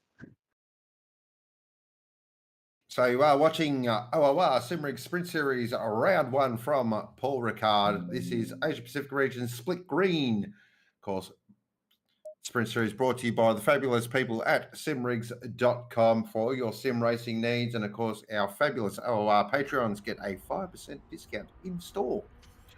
And of course, I have used them in the off season. The fantastic service. I got myself a Sim Magic rim and base, so I'm very excited. So they are being proven very popular lately. For a couple of people picking them up. Even I am interested in getting one. I can't wait for Christmas. Oh, it's fly cam. The drone's out. Having a look. Let's have a look at some. Oh, wow. That's some teeth. Almost looks like a fighter plane. Sort of. Who's that on Is the that- back? It's a face. My heart will go. Oh, of course, Celine. Yes. So the Sneakers brothers are fans of Celine Dion. Don't ask questions. Teammate with car teeth. Is those paneling that safety floor paneling you get in factories? Yeah, it looks like that checkerboard sort of steel, I think. Pink Ferrari. Is that 9 Dames? Oh, I don't think so. Oh, Tic Tacs. Oh, yes. Tic Tac, yes. Tacs. I'm mesmerized by all the quality of the images here. Well done, guys. All of you, well done. So we'll get my motorsport history nerd on with that Tic Tac livery. That, of course, was on the old school E30 BMW M3 back in the European and DTM touring car days. What flavor Tic Tacs? Oh, peppermint. But the big news is look at that safety car livery. The brand new Simrigs M2 CS safety car looks fantastic. That's easily my favourite safety car livery we've had. It's very special. It is. It's beautiful. Is that another Mike Crick special? I don't know. I have no idea. Breach Designs. Well done. Should put your URL on there and get some extra cash for you doing some liveries. So, Sean, let's run down the first race for us. So, what's the duration and what's the intent of the first race? Okay, so race 1 is 20 minutes. No compulsory pit stop, so it is a sprint race. If you do finish in the, if you do finish in the top 12, those top 12 will be reverse grid for race 2. Finish 13 and lower, you'll go into super qualifying, and that will set your grid position for race 2, which is a 40-minute race. But we did see in split yellow, well, there's no putting cotton wool around it. Absolute carnage there at turn 1. So will we see the same in split green? Of course, chat. There is a poll just gone up now, so jump in and vote. I went the conservative. No, they're going to get through cleanly and for split yellow. Won't happen in this split. Probably not. It's a very interesting line there. It was Luke Marvel's first sprint race in split yellow. Do we have any debutants in split green? Wow, I haven't done enough research on that, so you put me a little bit on the spot there, but there are quite a few names I'm seeing that I haven't seen before. Yep. So which is exciting to see. Quite a real, again, great mixture of manufacturers, also some great mixture of countries represented as well. So we're really exciting to see how they all play out. We've got our usual operators, but I will go through a couple of these names here that I just haven't, correct me if I'm wrong, but so Zerky, I haven't seen that name there before. He was split blood last season. The cars are pairing up now. Sorry to interrupt. It's two corners to go for the start. You can call it. Oh, no pressure. Here we go. Here we go. Round 1 of the OR Simrigs.com Sprint Series split green from Paul Ricard. And it will be Sonikas of the John variety that will lead us away. Now line up 2 by 2. Going to wait for those lights to turn green, and we will be underway. Do they get through turn 1 and 2 cleanly? And we are racing as they head off now down towards the S. A little bit of 3, 4 wide action. 5 wide in some positions. Wow, look at this. Oh, hot knife through butter. 4 wide, 4 wide. Someone's got around. Everyone gets through cleanly, though. Looks like it's not too bad out from split green. Off at the back. Looks like it's okay. Don't see a safety car called as of yet. Wow, well done, split green, but it is John Sonikas who got through nice and cleanly. Jacobs there, Aristofani, Hasman. Safety car has been called, though. They did get further. Look at that. Yeah, the beginning, guys. Someone got touched at the turn 1, but it looked like they got corrected from a second touch and started going back through, giving back some positions. And then I saw it in some follow on from turn 4, I think it was. There were a couple extra cars getting taken out in the back there. Geez, I tell you, you see that 4 or 5 wide though, and it's kind of inevitable what's going to happen. Oh, very much so. It's I was in the rookies practice race a couple nights ago. We went 3 side by side through turns 1 and 2. Yeah, a bit of bouncing, but we made it. 4. Oh, I do not think that will work. So, the thing with these 20-minute races as well, if you get a safety car, you basically get to probably a 12-minute sprint. So, it certainly changes the complexion a little bit of these short races. Oh, there we go. Oh, yeah, beautiful. That's 5 wide. We'll call that 5 wide. Yeah, looks like 5. 2 rows of 5. Sorry, I've had a bit of a IT glitch back at my command central here, so if I drop in and out, apologies for that. Seeing a replay. Oh, that's where it was. So just snapped sideways. That looks like a McLaren there, and that was the end of it. Yes, new season jitters, I would say, and a very tough chicane to begin with. So looks like that was Bab that just come across a little bit of nowhere to go sort of moment, but we'll of course let our fabulous steward team look into that as we're going to Ali Khairud in an Audi. Wow. So Jacobs has dropped 4 positions, and I think Hasnan and Ristofani had a very good start together in the BMWs. Well, they at the start, Hasbin and they just went basically side by side, just braked way later. And you saw that. I think that was on Sweet they did that too, or Jacobs. Teammates working well together. Yeah, give each other room. It's is that first rule? It is the first rule. Tends to get forgotten a lot, but it is the first rule, yes. So I take it the safety car. Has there been an announcement to safety car coming in this lap, or is it going around again? Is anyone still in the pits? So there's only 1 or 2 cars there in the pits from what I can see on the track map there. So might come in the end of this lap, we'll see. Because now it will definitely turn into sprint qualifying. Safety car's definitely slowing up. Probably wants to get him going this lap.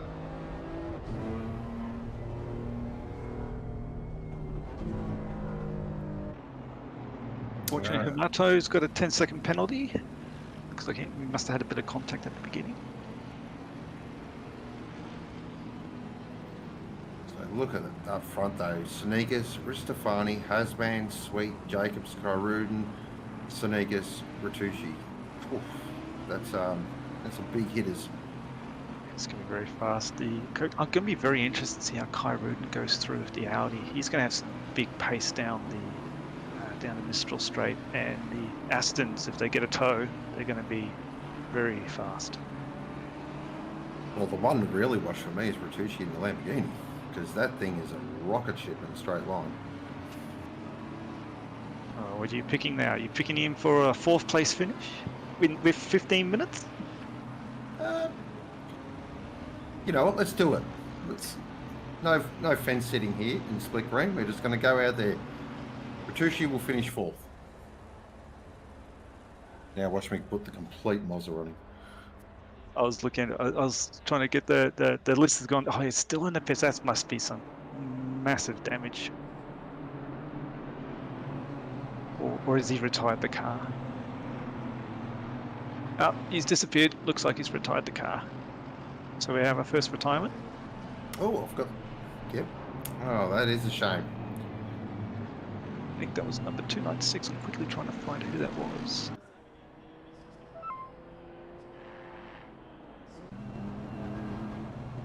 So the safety car is going to be in this lap. It is JP that will control the field. I did get the numbers wrong. I do apologise to the Sneakers crew.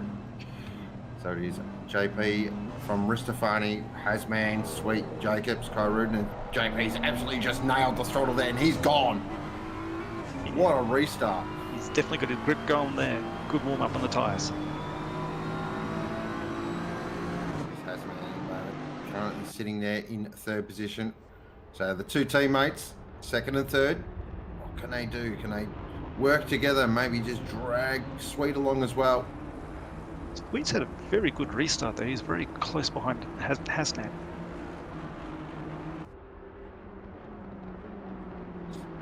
The BMW's kind of strength, really. That first sort of initial start of a restart, they just seem to switch on pretty quickly. They're starting to bunch up in a couple of corners before the Mistral Straight. Bab gets a drive-through for an unsafe rejoin on lap 1. Ouch. That's a big shame for Michael. He was looking forward to the next new race and getting back in the saddle again, or the seat.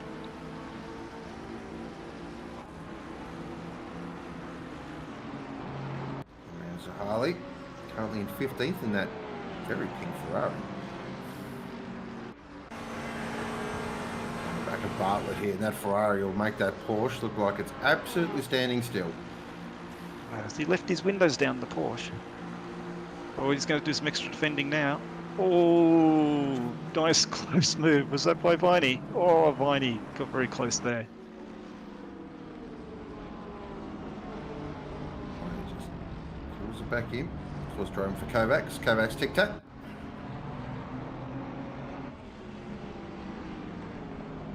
Bartlett, of course, convicts and colonials. One of our regular drivers on the grid. In a Porsche, smart man. Oh, it's Corey Sweat at the moment, who's got some real issues behind him. That one's going to be very fighty now.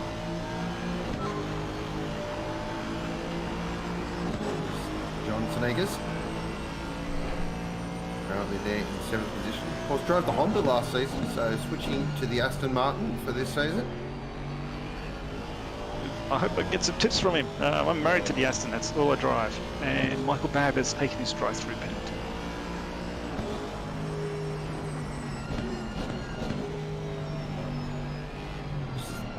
Easily not my worst part of the track. There's just such one line through here, nowhere to go.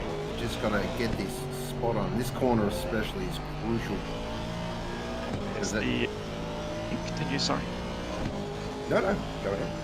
I was going to say, that's as part of the circuit you've got to be very patient with. Exactly, because it just dictates your top speed all the way down this over kilometre long Mistral Straight. Looks like there's going to be a move on Sweet. Sweet's defending. Kyrudin's having a look around the outside. And Sweet's made it into the corner. Kyrudin's going to have an extra look on the next turn in. Just a little look. All right, now he needs to defend. Who's that? That is... Oh, huge that's bump! Oh, massive drama. Oh, wow.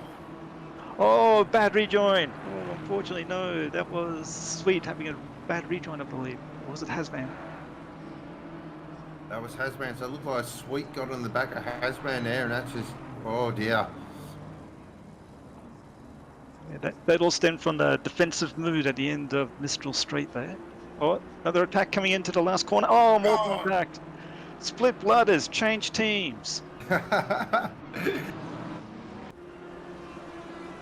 Oh boy, there'll be some words that we can't say on stream at the moment. Some of those moves there. We are halfway I through. think not people over still getting yet. the rust out. Turn 1 coming in. It's going to be too wide going through the exit. Oh, good space left. The blue car. What's that? That's a Ferrari? No, BMW. Oh, look at the BMW up the inside. Oh, they're 3 wide. 4 wide. It's going to be a very interesting rejoin. Oh, Sanikis just got sent from the Shadow Realm. Oh dear, oh dear. What is going on here? Oh, they're punching up. It is absolutely gone bananas. It's a 200-kilometre-an-hour chicane. Oh, look at this, the 3-1 in the background. Oh, F. Oh, dear, oh, dear. What was that? What's going on? Now down to Mistral Straight for Sickness. There's going to be some more defending, more attacking here.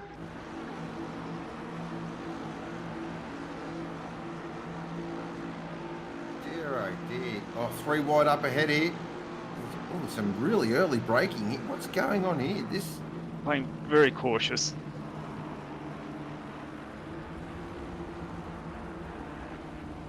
So that looks like that's Valente who's carrying a stop-go 30 as well. He's just getting right out of the way here. Unfortunately there, yeah, it looks like, oh, oh, it's like, oh, more contact. Oh, this is a mess. Oh, dear, oh, dear, oh, dear. This has turned in, this is definitely split blood like. Unbelievable, some of the stuff we're seeing here at the moment. Nice move by Ross, back out and go in and have a better rejoin. Good move by Ross. McLaren, they'll be carrying some damage, and if there is one car you do not want to have get hit, it is the McLaren. He does not like damage at all. Can we tell from there how much there is?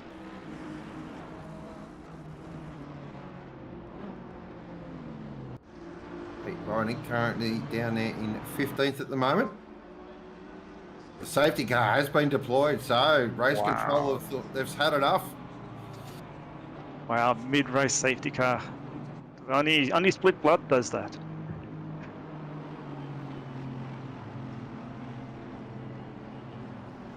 This is going to take a long time to digest for the stewards.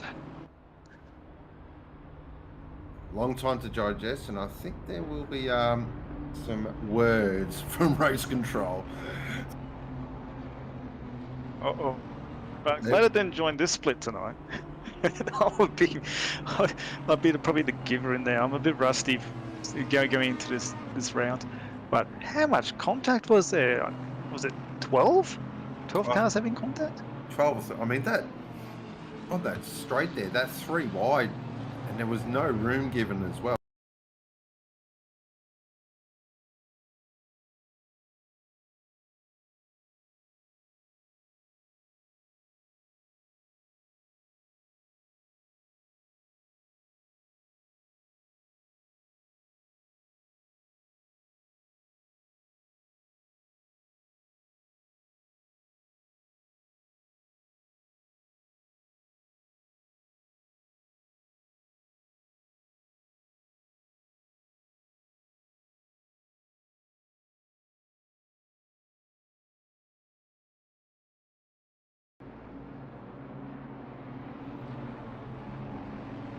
Looks like the stream's dropped. Well, that's saying that they cannot hear us.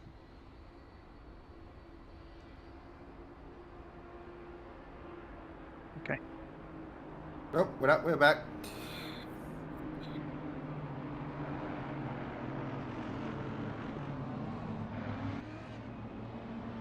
So, chat, yeah, what do you make of all that?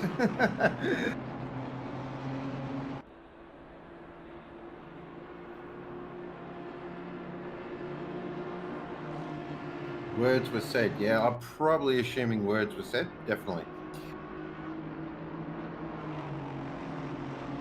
I mean, the one thing I suppose we can hope for is, yep, it's round 1. You know, new season. Hopefully, they got it all out of their system, and onwards and upwards.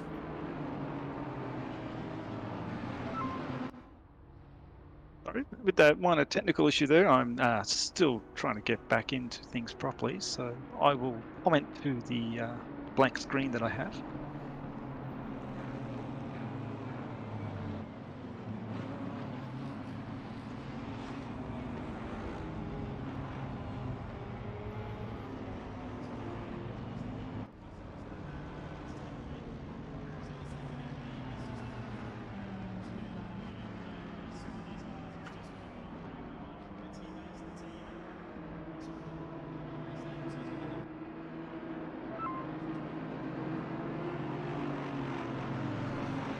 So it looks like we are back, which is good. Shake the rust off. Yeah, exactly. I couldn't agree more.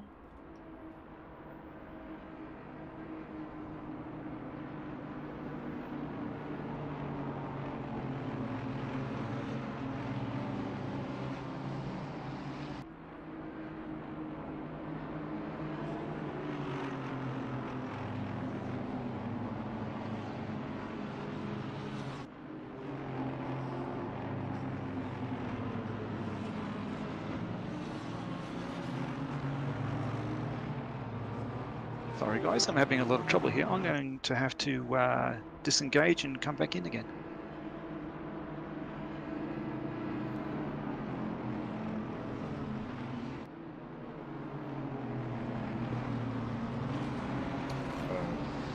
Safety car has been, for those watching, with 4 minutes remaining. Swampy would like a live feed in the steward's box for the instant reactions after. Ooh, gee, I don't know how that's going to go.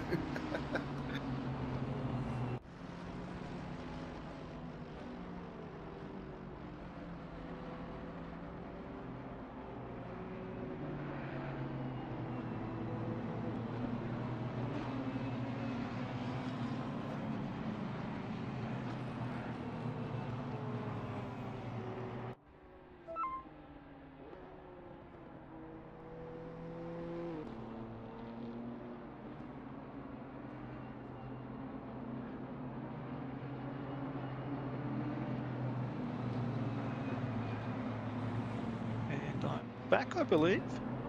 Has the safety car gone in? Yeah, safety car is still out on circuit at the moment.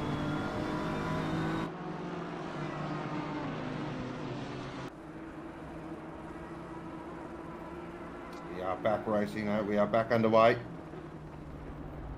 So with tick over 2 minutes left to go.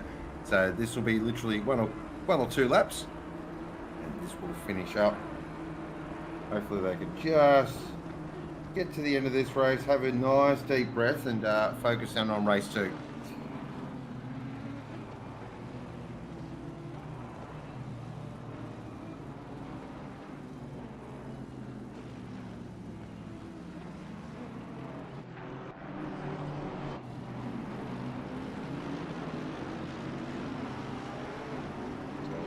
Currently, Simrigs up there in first position.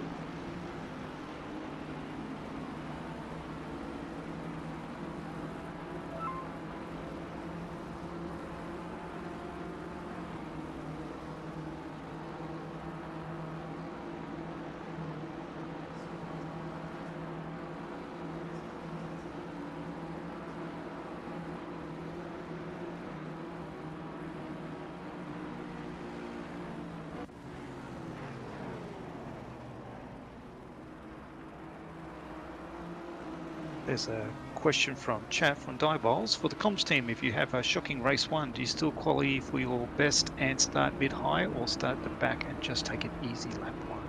Or for lap race 2, that is?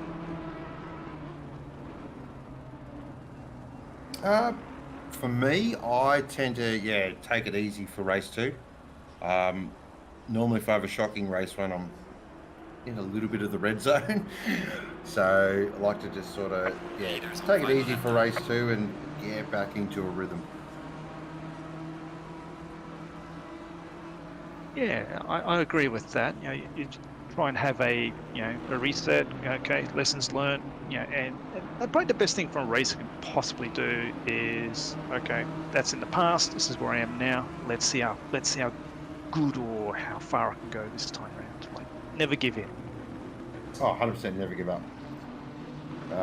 I mean, sometimes it's tough, you have that bad race 1, you just want to, but sometimes you just take a deep breath, and I find when you have a bad, or not a bad race, but a bit of a struggle in a race, you actually learn more than you do when you have just a super clean race, nothing happens. Yes, indeed. So you learn how to drive closer to someone and pick because if you start at the front, you had some issues, and you at the back, you get, depending how often you do it, it's starting from lower down to what your race pace is. You'll have the chance to see where other people are faster or slower, and you can work out a strategy to get some good overtakes. Oh wow, some penalties are coming through now. Connor Sweet copped a 15-second. Jake Webberburn has copped a drive-through.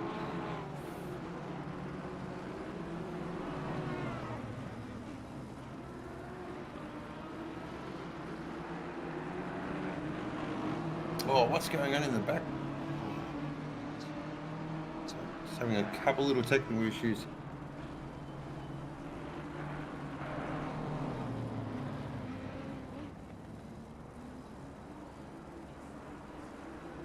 This battle between Jacob, Sneakers, Donaldi is kicking off. Leader has finished the race.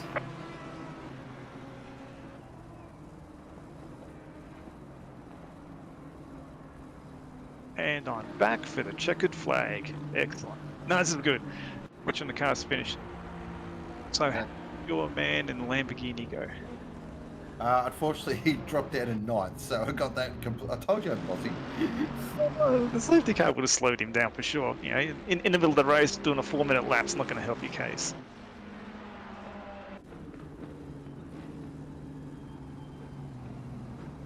That is a race 1 for Split Green Run and Done, and it was JP Sneakers taking the victory.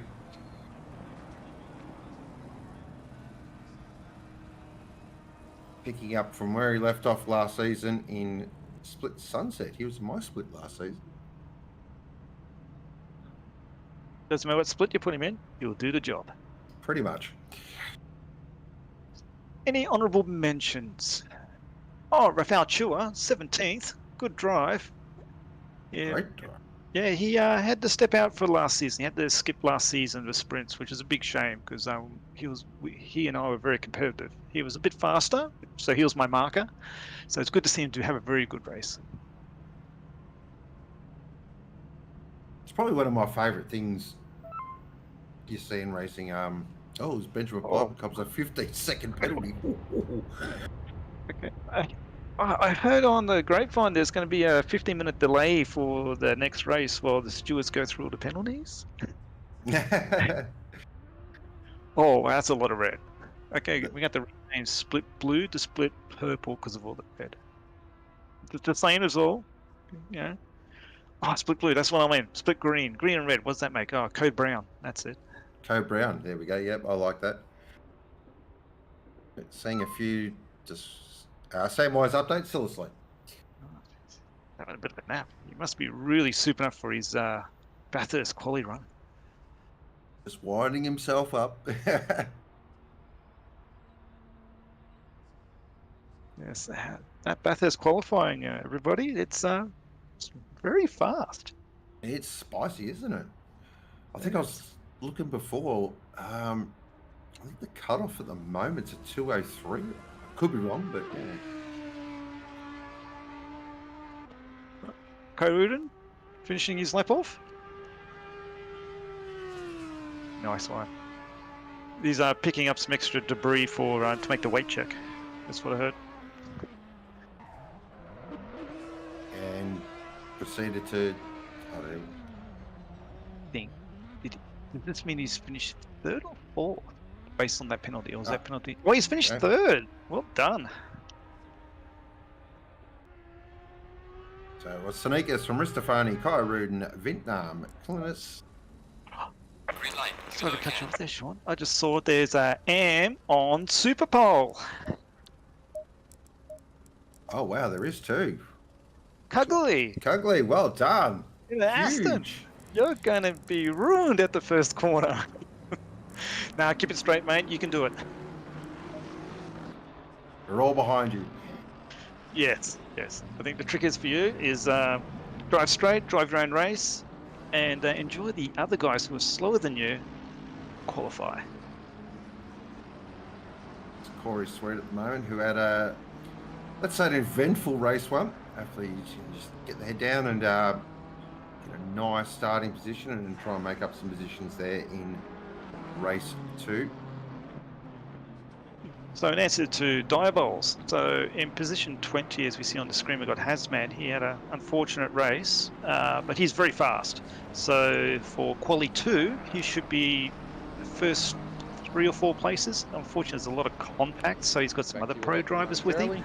But having a bad first race and then having a better second qualifying will put him 13th instead of 20th. So he's got a chance to redeem himself. Plus 40 minutes as well. A lot more time to make up positions and hopefully, And hopefully all the nerves have been shaken out of everyone's system. that's what we can only hope. So that means 2 AMs are on pole in Super Pole. Well done, Scarman. It's great to see. Of course, a lot of these AM drivers have come up through the fantastic OOR Rookies series as well. So if you're an aspiring sim racer and you just picked up maybe ACC and you're not too sure where to dip your toe, come along to the OOR Discord and jump into the Rookie series. Great bunch of people in there as well, always willing to help out and, you know, just help you improve your racecraft. And a lot of us drivers have come from that fantastic. Well, I think you come from there. You're still racing now, aren't you? Is that right? Yeah, no, I graduated. I was there for 2 seasons, and this is my 3rd season of sprints. And you're very much right, Sean. Extremely helpful in getting you going. OOR is probably one of the most. Sorry to interrupt. Did you see that car that did exit there? I closed my eyes. I just closed my eyes and just hope for the best. It's a tough exit if you get it wrong. But yes, OOR, a very supportive sim racing community.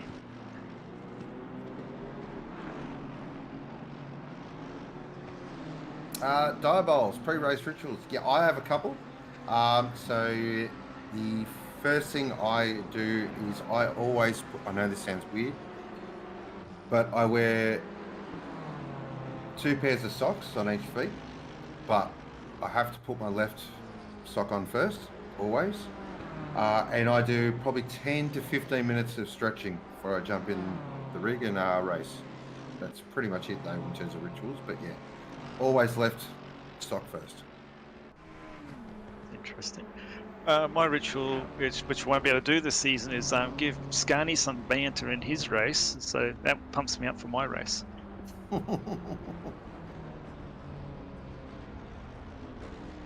So I'll have to find someone else's stream. Because actually, I'm on the first one, so first race. I'm on 8 PM tomorrow. Yep, so yeah, tomorrow, of course, we've got 2 more splits coming, which is very exciting. Looking forward to that. Of course, split blue and what's the colour of the other split again? Red? Red? We'll go red. Yeah, red. As Benjamin Piper pops in a 154. Oh no, it's Velasquez now with a 154.2 goes to the top. And Sweet to the top. It's tight at the front. Good time from Sweet there. Oh, there's nothing in that. Half a second between first, second, and third. More times to come. Some people are on some aborted laps. That's the tricky part about, I was saying before in the previous race, this qualifying is 6 minutes. 1 or 2 invalidated laps really puts the pressure on. You only really got 2 flyers. If you get out in the first part, you might get 3 flyers. It's so easy to invalidate a lap here.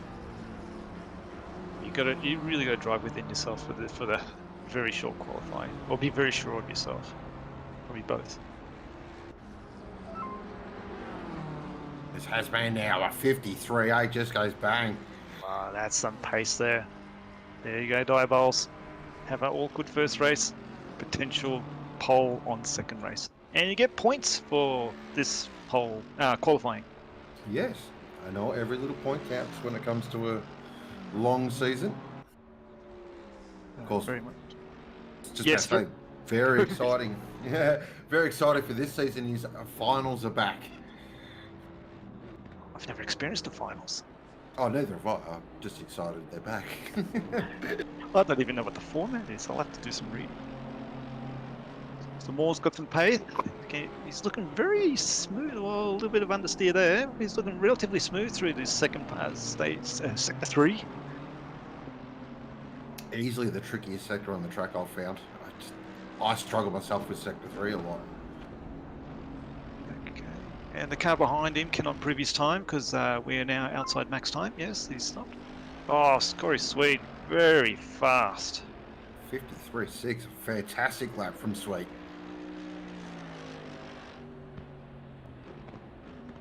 Moore pops himself there in 12th in super qualifying, but it is Corey Sweet from Hasman, Velasquez, Piper, and Weatherburn. But we can still maybe have a couple of drivers out on track at the moment, still completing their flyers.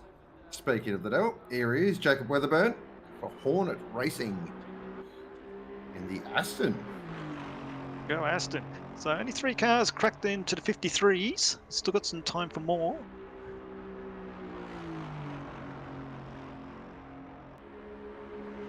The whole tractor himself as well. So really get the eye in. We'll see if he can improve. He's currently in that 6th position. What's he got in the tank?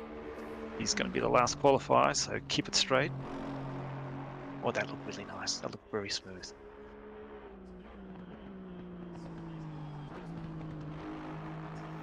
Been told by a few people the Aston's probably not the quickest qualifying car, but it's a very good race car. I like it because it's pretty stable and it's not too twitchy for me.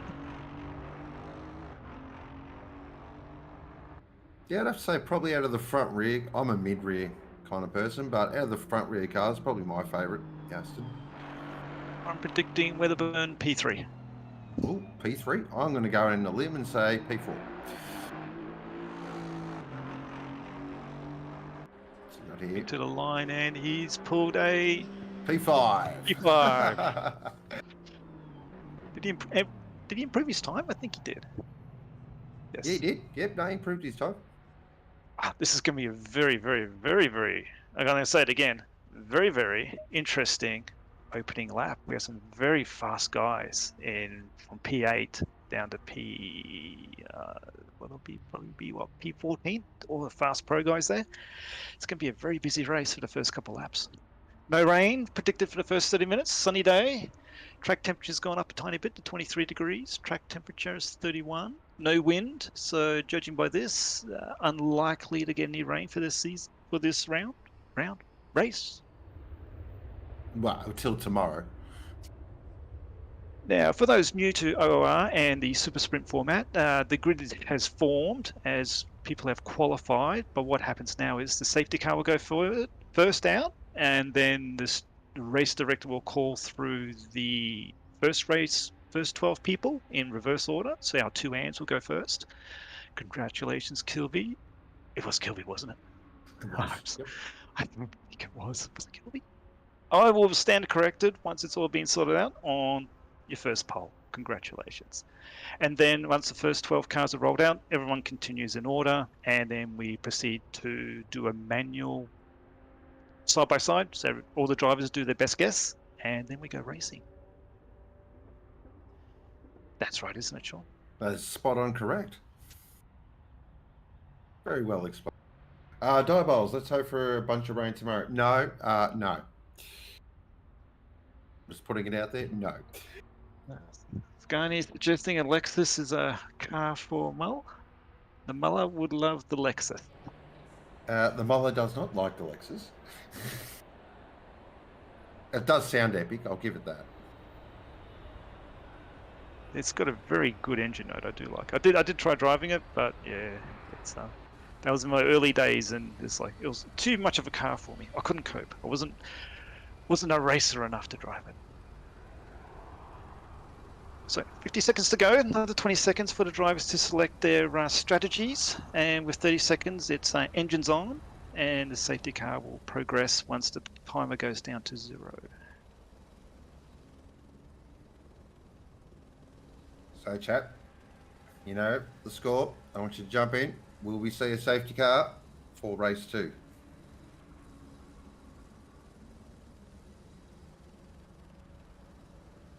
I reckon for me it'll be turn 1 on the second lap. Ooh, turn 1 second lap. I like that. Oh, new poll. Will we need a happy place post race?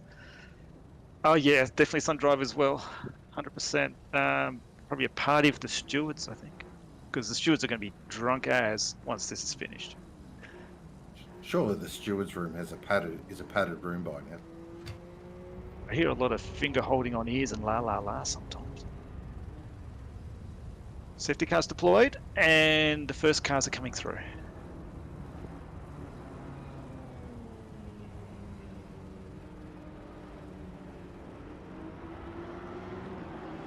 I'm quite interested to see what makes the cars are at the start, because like being AMs, they won't be used to it.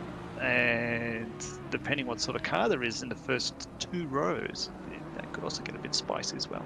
And now the rest of the grid's moving off. Those first 12 have gone off. So Sean, do we get once we go through sector 1, the order get corrected so we can tell who's where? I believe it does. I've also got Pitbull up as well. So I'm trying to work it out off the top of my head, but I'm pretty sure we do get a refresh once we go past the first timing beacon at this one. And 82% of their viewership is asking for us a happy place at the end of the race. It was ugly on P1M in the Aston. That's right, Cugley, yes. Sorry for getting it wrong, but congratulations, Cugley. 100%, mate. Job well done. I mean, look at that. We've got an AM, a Pro-Am, and a Pro-Am in our top 3. That's awesome. I thought we had an extra AM up top. Oh, this is going to be interesting. So we have an Aston, probably a bit slow off the mark. BMW, that'll be a little bit quick off the mark, but on the dirty side. And then that's McLaren on the clean side. Oh, wow, there's some fast cars. Riccietti and the Lamborghini and Bartlett and a Porsche. Oh, I feel sorry for Cugley. He's going to get swamped by the time turn 4 and 5. Ricciucci in that 5th position in that Lamborghini will be one to watch on lap 1. 100%. I'm looking at Bartlett for the off the line racing from the Porsche. Bartley, yeah, he'll get off the line great, but as soon as he hits the Mistral, he'll be straight sandface mode. Yeah, Sector 1 is my interest on Bartlett. So, my advice to Cugley, which I've never been in your position for, I have no idea what's going through your head, but I can only assume that you're excited to be there. And my advice is, just do your own race. You'll pre-finish, all things being good, hopefully in the top 15. You know what? You take that. I Just even just to get a pole position in a sprint race is huge for an amateur. Like that's just massive. So that being said, he's also got his first points. yes. Okay, cars are starting to line up. I'm going to let you call again, Sean. I'm not confident enough to call this. This is going to be mayhem. I'll just let a couple of oohs and ahs, if I may. Ooh and ah away. So Cugley will lead him away, takes control of the field. Viney, Donaldi, Ricciucci, Bartlett, Sneakers, Jacobs, Vittner, Kai Ruden are your 10. This is a race 2 for Split Green in the Simrigs.com OOR Sprint Series. Good luck, Cugley.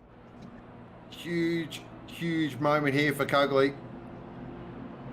Just got to get off the line, and we are racing. Everyone gets off the line very well. Again, they do the typical 3-4 wide fan out. A little bit of bumping and grinding there in the mid pack. Cugley's gonna get through. Is he gonna get through cleanly? He does. So he's gonna lead it through the S as well. A great start from Cugley. Does everyone else get through nice and cleanly? Just looking in the background now, it looks like a much cleaner start for race 2. So obviously the paddling did come out from the steward's boxes. Look at this. There's a side dive bomb there. Round he goes. Drama. There it is. Huge drama. That was Velasquez that went around, and so safety car will be called. Well, they got a little bit further. I'll give him that. That was so close. They nearly made it through, just a slight contact when the car was off balance. That was against that blue BMW, and I think it was Ristofani. No, not Ristofani. It was Hasna. Unfortunately, had made some contact with him. Spot on. Oh, death, taxes, safety car. Yes, it is. Did we end up seeing where Cugley, job done? He did really well. Actually, it was very impressive his start. He actually pulled away a little bit. Well done to you, man. We'll move you to the Pro-Am next week. Yeah, got off the line well. Well done to Pete Vine. He just gave me a little bit of room as well and just kept his head down. So really well done. Yeah, I think there's a lot of respect there from the pro drivers to give the AM and the new guy just a little bit of space to allow him to maneuver and get used to the new situation he's been thrusted into. Real big mover and shakers there. Bartlett still in 5th. Sneakers. John there in 6th. Donaldi in 7th. Jacobs in 8th. Sweet. Kyruden.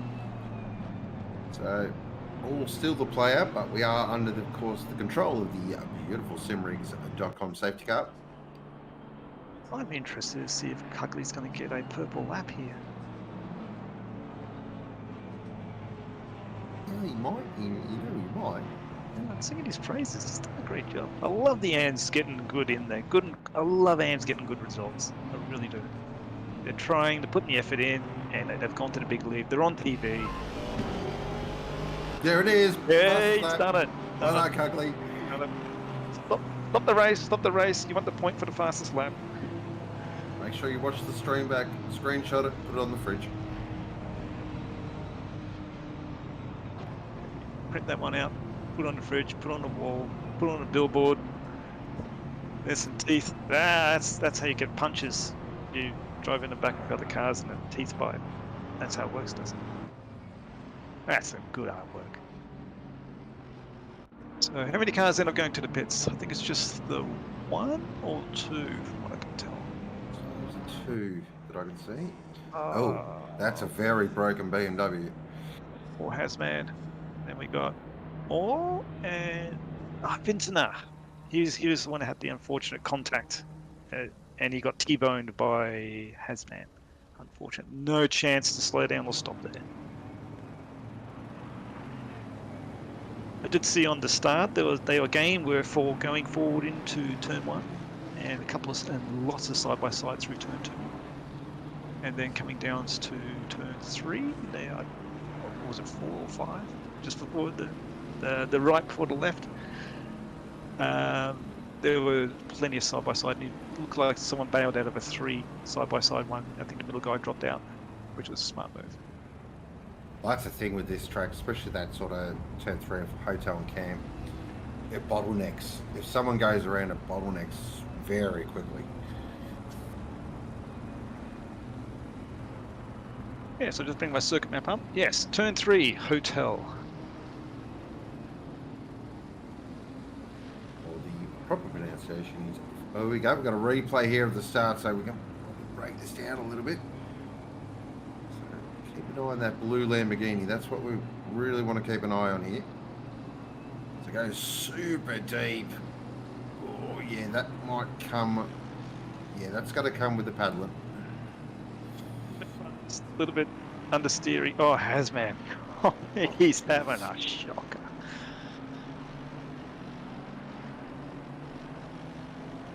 But fortunately, safety car. Look at that T-bone. Oof, there's panel damage there.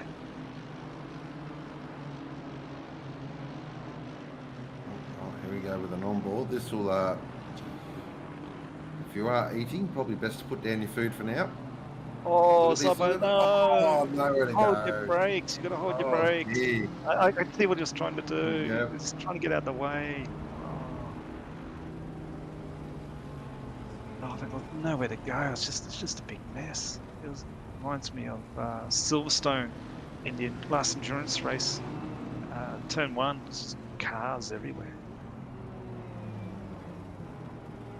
The stewards have said that they, anyone not holding brakes or unsafe rejoins are going to be penalised pretty swiftly and harshly this season. Yes, I don't want to be on the receiving end of one of those. Oh, safety car coming in. 3 turns to go. All right, here we go. So, split green after their safety car. Hopefully all settled down now and get a single file restart. We've got 33 minutes left, so we can go green for the rest of this.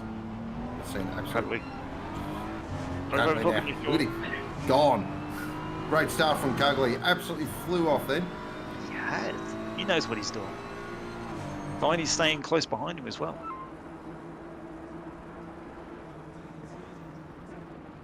To get through to him, he does. Nicely done. Look at Vidi straight away defending from that very fast Lamborghini of Bertucci.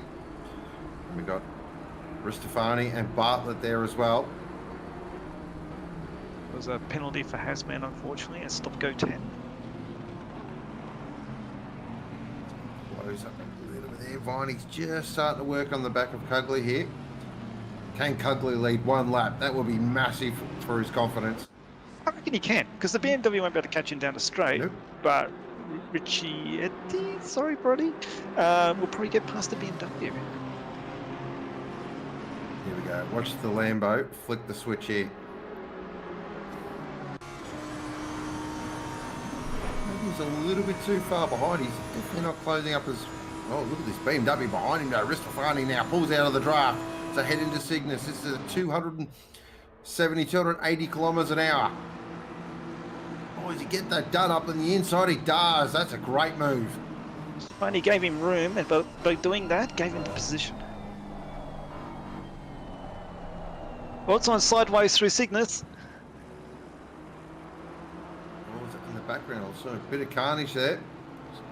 Looks like it's okay. It was one of the Matt Pandas, I believe. The crazy off-throttle Mercedes turn, I believe. I believe that is Mr. Bab, if I'm not mistaken, in the Mad Panda. Cugley still leading the way. He's going to lead a lap, so well, get around him. Do it. Do it. And you'll get a new fastest lap. Ooh, Viney's a little bit. Ristofani's got it all over the back of Viney here. Try and go around the outside. That's bold. Has to cut back in, but that is allowed now. Retrucci will get a great run. That Lamborghini will unleash its V10 power. These pro drivers are slowing each other up, and the AM is pulling away. So Viney's doing a great job defending here as well. This is where it's going to be at. Tire's a little bit warmer now. Let's see how Lambo can get its traction down. Definitely close enough, but again, just seems to lose a little bit there. And just look in the background. That is a Sneakers of the John. That Aston is seriously quick in a straight line as well. Barney on Viney. He's going to have a quick dive. He's going to have a look. Yes, he is. Viney, hold your line. Keep him on the inside. Oh, you gave him room. Oh, again. Mr. Viney knows how to do these moves. That was good from Viney, though. It's good heads-up racing there. That's just, you know, might not have the pace of these really quick guys, but I'm going to try and still get a good result. Oh, geez, that was close. That's very paintwork. One more code advantage. Oh, there's a drive-through for Valentini. Is that a track limits drive-through or a steward drive-through? I believe that would be a track limits one. That's pretty brutal. So soon. Cugley's leading again. He's pulled out from Viney for an extra 0.4 on this lap. Viney and Ristofani has slipped back by a second. Cugley just pops in the fastest lap as well with a 55.3, so great driving so far. Valentini went into the pits. I think he's abandoned the race because he just disappeared while he was falling down the line.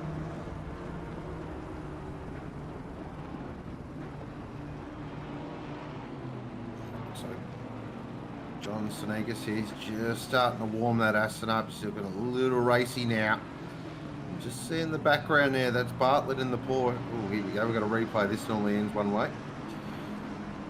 Oh dear. Let's have a look. That's a push-off circuit. And that's a push-off circuit again. Oh, there it is. Oh. I saw that. There was a yellow flag, number 27. Yeah, I thought he would just want to... Oh, who's in the Cygnus again? Oh, this is going to be very interesting. Everything's interesting in this race. Yep, going to try and go up the inside of Viney, but Viney's a little bit braver this time and just holds it around the outside. John's having a look inside. Ristofani has given him room. By doing so, he's opened up the door. The Lamborghini had a tiny bit of understeer turning into Cygnus, which allowed the position to go through for him, which has allowed Viney to pull away a tiny bit there from the Lamborghini. Just seems to me that Lamborghini just struggles in that double apex corner. We saw it in the last race with Nichols. It just, the car just does not seem to like it. Yellow flag at the end of Mistral Straight there. And someone's gone off his Cygnus. Looks like there'll be... Who's that? 0.52.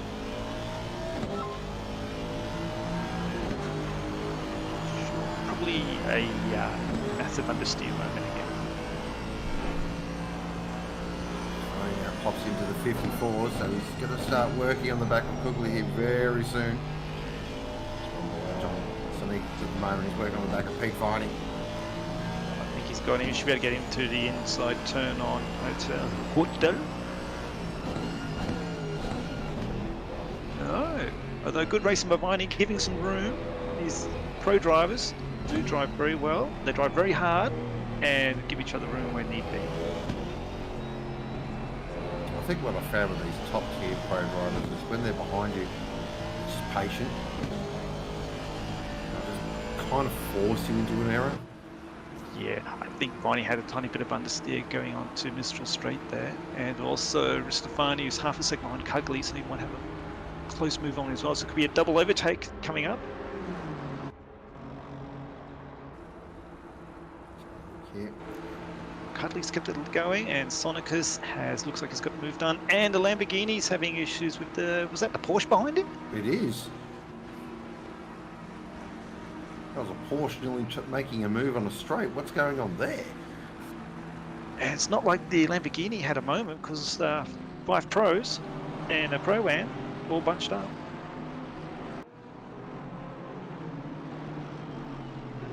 Now, this group of cars are white, seems to be the theme of choice.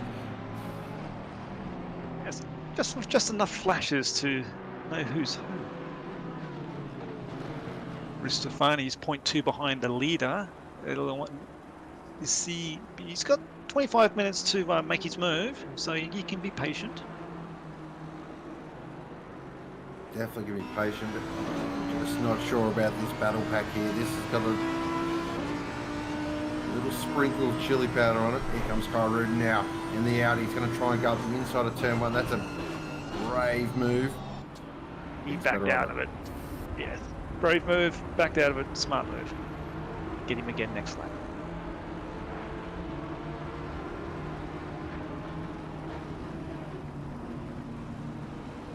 So we're up to 5 lead laps for Cuckley. He's actually kind of holding his own here. And classes are provisional. That's right, for the first 2 rounds. So I'm just going to go out here on a limb, and I dare say Cugley will not have that red number next to his name for very long.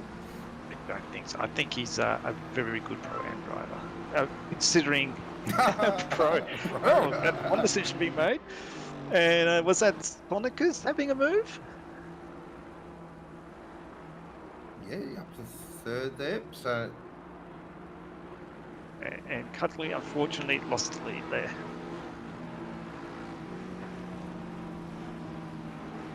Now here's a question for you. If a car passes you at the end of Mistral and doesn't make the bollard thingies there, do they need to get the position back as more moves are happening? that's a very good question. For me, yeah, I would get, if it was myself in that situation, I'd definitely get the move back. Looks like has he? No, Ristofani has not. He's maintained his lead.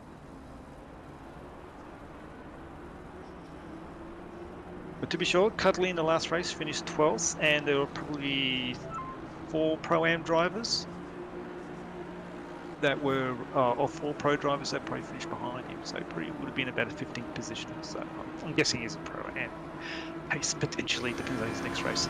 And there was a pop-up there, which I did not read, regarding overtaking. I think it was saying depends on the situation. I think the move was done before he went off circuit, so I think that'd be considered. And it wasn't done in such a way that it was... Oh, Kyle Rudin tries to go around the outside there. Oh, just pulled that off. I'm speechless. That was some very good close racing. No touching, no rubbing, and everyone's fast as ever.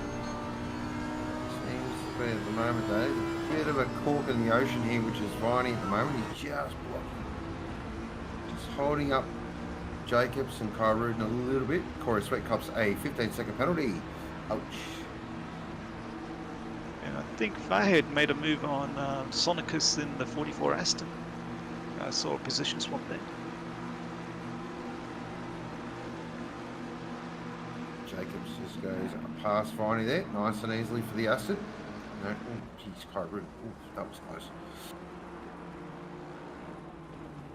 Tell you what, fair play to Cugley here. He's actually holding onto the back of Ristofani. He's not letting him go. Are we able to have a in-car view inside Cugley? Watch the provisional and driver chase down the pro? Mind you, that would be typical because there's so much good content and excellent racing going on. Oh, the Porsche sideways! Keeps it together. Well done. Good job, Bartlett. Standard Porsche behaviour. Bartlett's just had a bit of a tough race, Bartlett. So we're on board now with Cugley. So we've got Bit of picture-in-picture action. I saw his time there. He was doing a 1 minute 55.9. I think was his fastest lap. Pretty good pace. Even just looking at their sector split, so it's interesting sort of looking at those. So, yeah, the Aston's stronger in certain parts of the track, and the BMW is definitely stronger in other parts of the circuit. Finally, this lap just started to drop the hammer a little bit. Got his composure back after the moves, and now he can do what he pleases. He can just cruise in, pump in some quali laps. Geez, those cars are fast in that far away shot.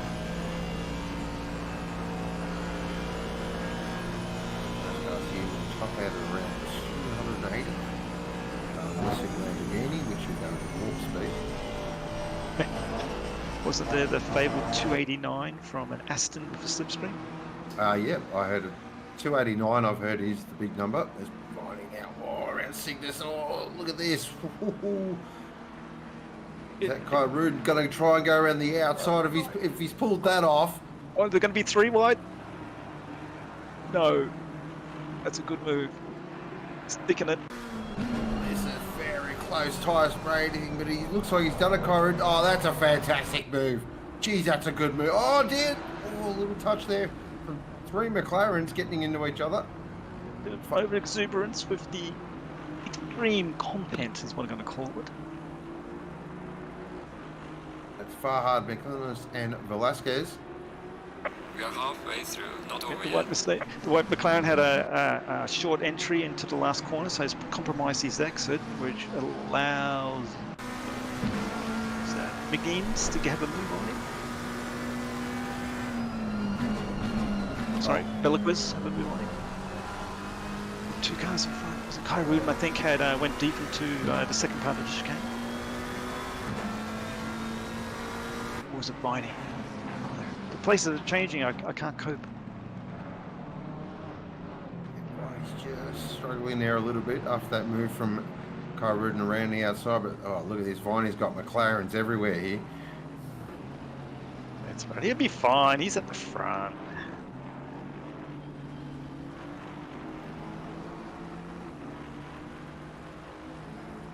Velasquez currently there in 10th position, of course, racing with the greatest racing number of all time.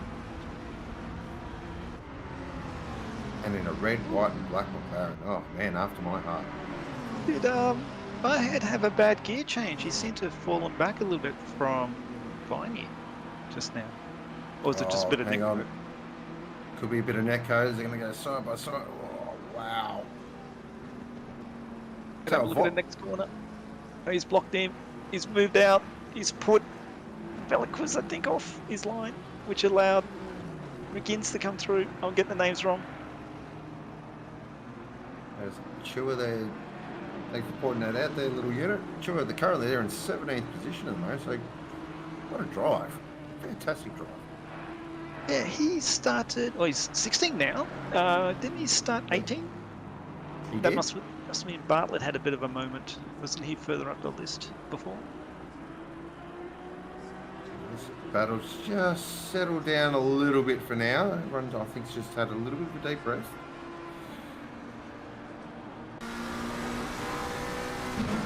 In car of McGeans. Going to have a look at Viney in turn 1. Position himself wider. Looking for a better exit to go through turn 2. Viney's deep. He's going to have a better exit on the exit of turn 2. It's gone wider. Viney's gone to defend already into turn 3 and 4.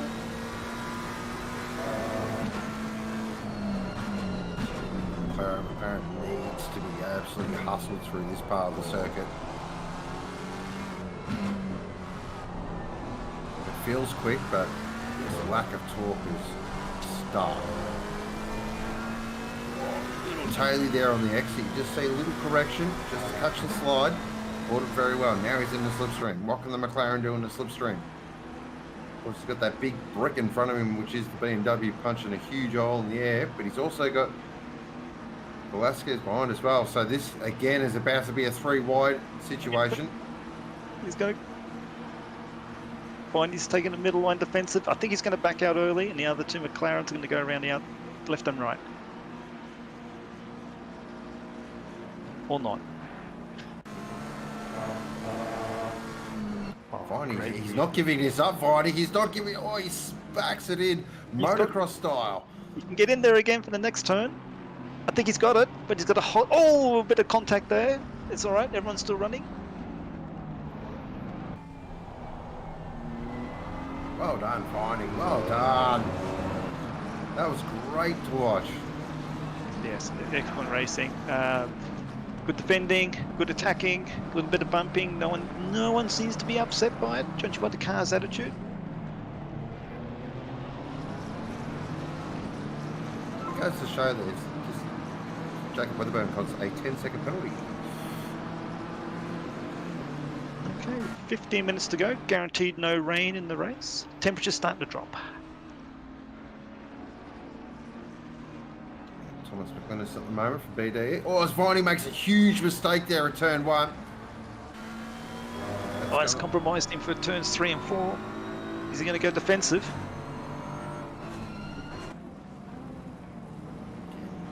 The old around the outside move seems to be everyone's definitely tried it. I haven't seen no one pull it off properly yet.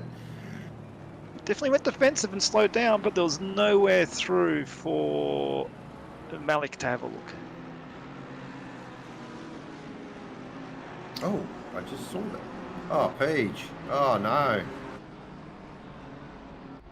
So it looks like we have lost Page, unfortunately, JP, with some World Championship internet.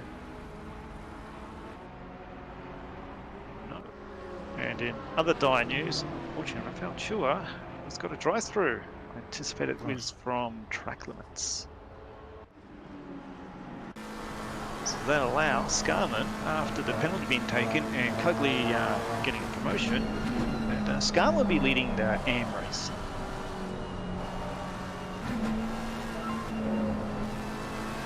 Faha costs a 15-second penalty. Here they come. Is that from the first race? Paul Velasquez at the moment, currently chasing down Malik. Went a little bit deep there. Very deep. Makes a very wide line through here, misses the apex lines, but he gets a better drive out. That complex is, I find, probably the most challenging on this circuit. Yeah, I'd go with that. Yeah, no, definitely. It's the braking. The braking just feels weird. Viney's had a difficult entry into turn 1, and Malik nearly rammed at the back of him. The closing speed was huge. Well, Viney's the last couple of laps here, Viney's actually really struggled with turn 1, so the pressure behind's just starting to get maybe a little too much. If the TV controller, if he doesn't mind, could he go back to that in-car with Malik from the driver's perspective? That must have been so Code Brown moment. I know there's a lot of content, it's very busy, but wow. Crazy stuff. And he's looking like the move's on. BMW on BMW. Just keep an eye behind because here comes the McLaren and the Ferrari. It is a Ferrari. Oh, four-way. It's a diamond pattern. Fair play to Zali there in the Ferrari. He backed out of that. He thought, I want no part of that whatsoever. It was a 50-50. He would have made 2 positions by doing that. Actually, this whole battle now is just starting to close up. Just looking here, currently in 2nd position now. John Sonikas made the move on Cugley. He's still on the podium. But he's got Jacobs and Ricciardi closing in. Well, it's about 6 laps to go. 7 laps. He's got to close up 6 seconds. Potential. If there's another safety car. Looks like McLennan's got part. Oh, look at this battle's closing right up. This is great racing. Ferrari in turn 1. Here we go. There, he's called the Ferrari, turn 1.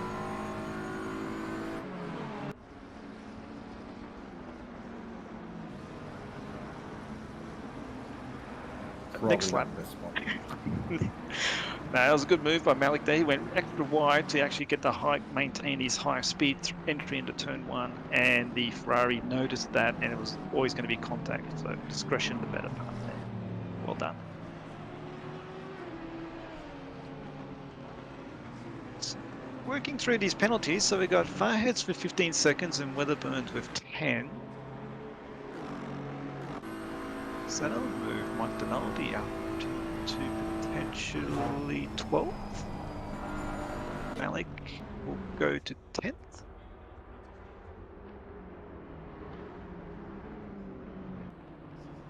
Yep, that maths works for me. Do you know that pace on Jacobs in the number 25 Aston? Is a potential for him to catch Cugley?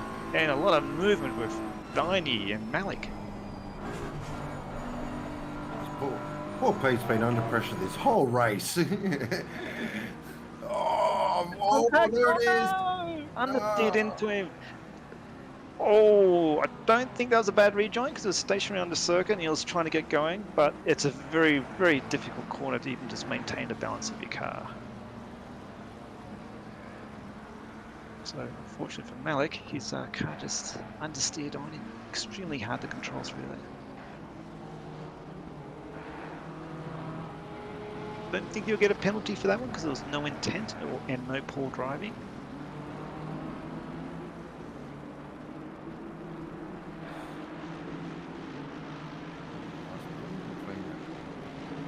Between Miller and Zerke.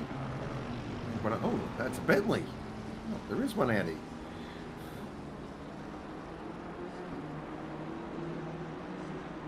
I do want to say though, Miller's polished. That looks fantastic. I'm quite envious of a lot of people in there. Ferrari having a look at turn 3, turn 4. Fine, he's under pressure again. How's the Ferrari down the straight? I'm not 100% sure here, but I think it struggles a little bit.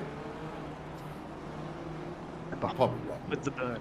So the Weatherburn's got a chance to make 2 places by the end of the race, but he's got a 10 seconds, so he has to give away. And I don't think Weatherburn got a good running on him, but Zahili has. Oh, look at that Ferrari. It's just made a complete liar out of it. It's funny you have front damage. He might have a little bit of damage. He has copped a couple of elbows. Oh, jeez. The guys, all the drivers are pushing it so hard, going through sickness. There's a lot of understeering happening. You see the cars twitching and going wide. Well, good car control. I've only seen one car go off, and that was in lap 2. Let's see if my commentator's curse has fixed itself. So with 8 minutes remaining, it is Ristofani leading the way from John Seneca's Cugley in 3rd, Jacobs 4th, Bertucci 5th, Karun in 6th, Farhad in 7th, Clemens in 8th, 9th is Velasquez, and 10th is Zahali, who we are looking at the moment. Pete Viney currently down there in 11th, and Jakey Weatherburn in 12th position at the moment. That is your top 12.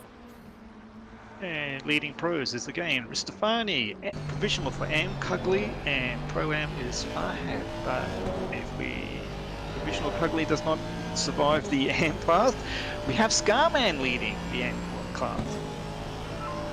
Farhad is carrying a 10-second penalty as David Bartlett gets a 15-second penalty for causing a collision on lap 7. Positions Bartlett in. There he is. 16th.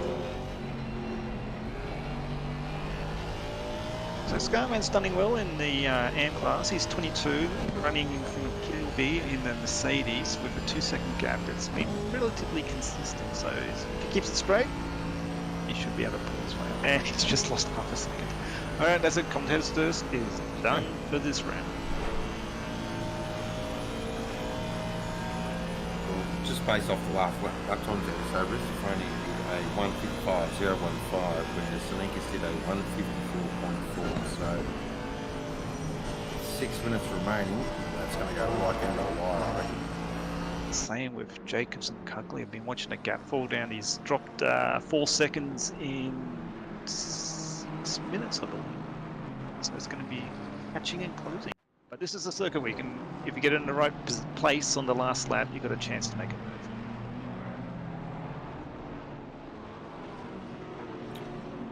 Fight back here. Oh, that looked a bit weird. Benjamin Piper in the Permobil esports entry. In the Godzilla Anderson. In the flying brick.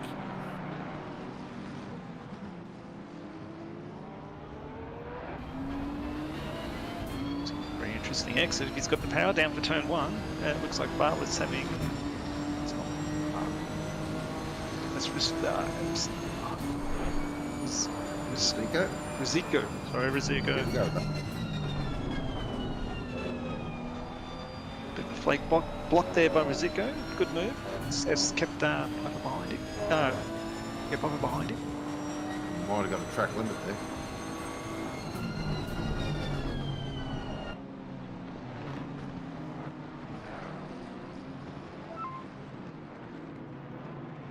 Another 15-second penalty.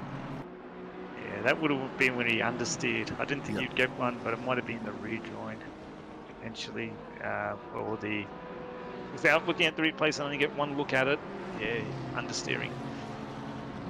Probably, obviously, a little bit ambitious for that move.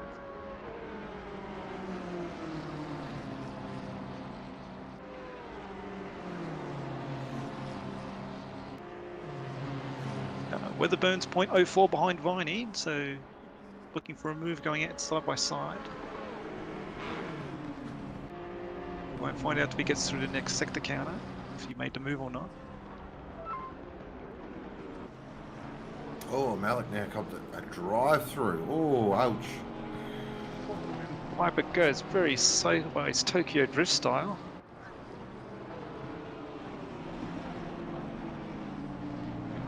So looks like their team for Malik and Hazman have not had a good race, unfortunately. Teammates have had a few incidents and some penalties given. Just checking our lap times back up the front. So last time it was a 55.1 Stefani, and it was a 54.8 for Seneca. So the gap is slowly coming down. It's 1.3 seconds. Some more drive-throughs coming through, probably for track limits. P3 and Kilby's got one, and Withers has got one. And heavy braking by Piper there behind Malik. The car's getting twitchy under brakes. Kept under control and stayed behind him.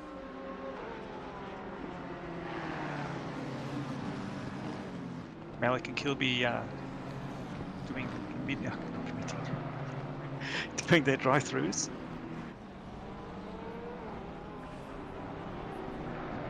Withers has a potential chance to drive to the end of the race without having to take his drive-through with only 3.5 minutes to go. You've got 3 laps to submit it, otherwise you get a DQ. Gap between the leaders there, Peach, is 1.3 seconds at the moment. 3 minutes remaining. It's going to come down to a last lap fight, I feel. Piper's having a go. He's on the outside wrist. Oh. Ristico. Oh. On through the middle. Ross failed.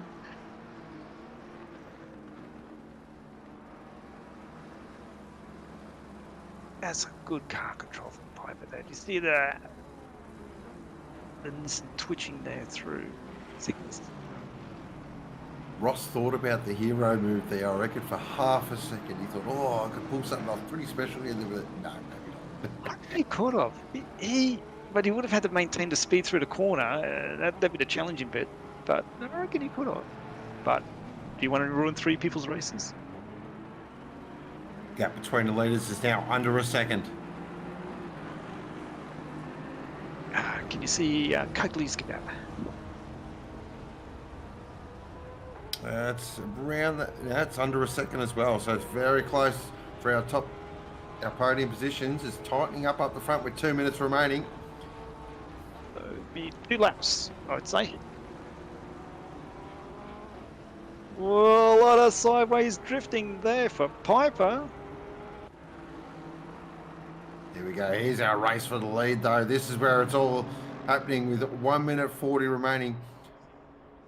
John Sonikas has been on a charge the last 5 laps. He's put in some real Hollywood numbers here. Now Ristofani's going to have to pull in all the tricks he knows to defend this position.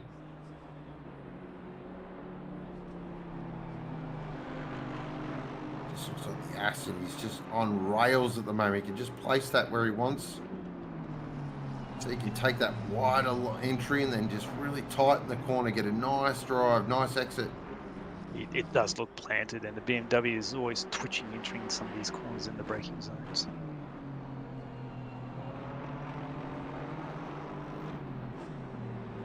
Where's John thinking about the move? Where's he going to go? Oh, I definitely got an opportunity here. Is it going to be down to the Mistral Straight? Is he going to find it somewhere in the braking area? But this will be the final lap, unless I'm very much mistaken. So we've got a grandstand finish for Split Green. Final race of the evening here at OOR.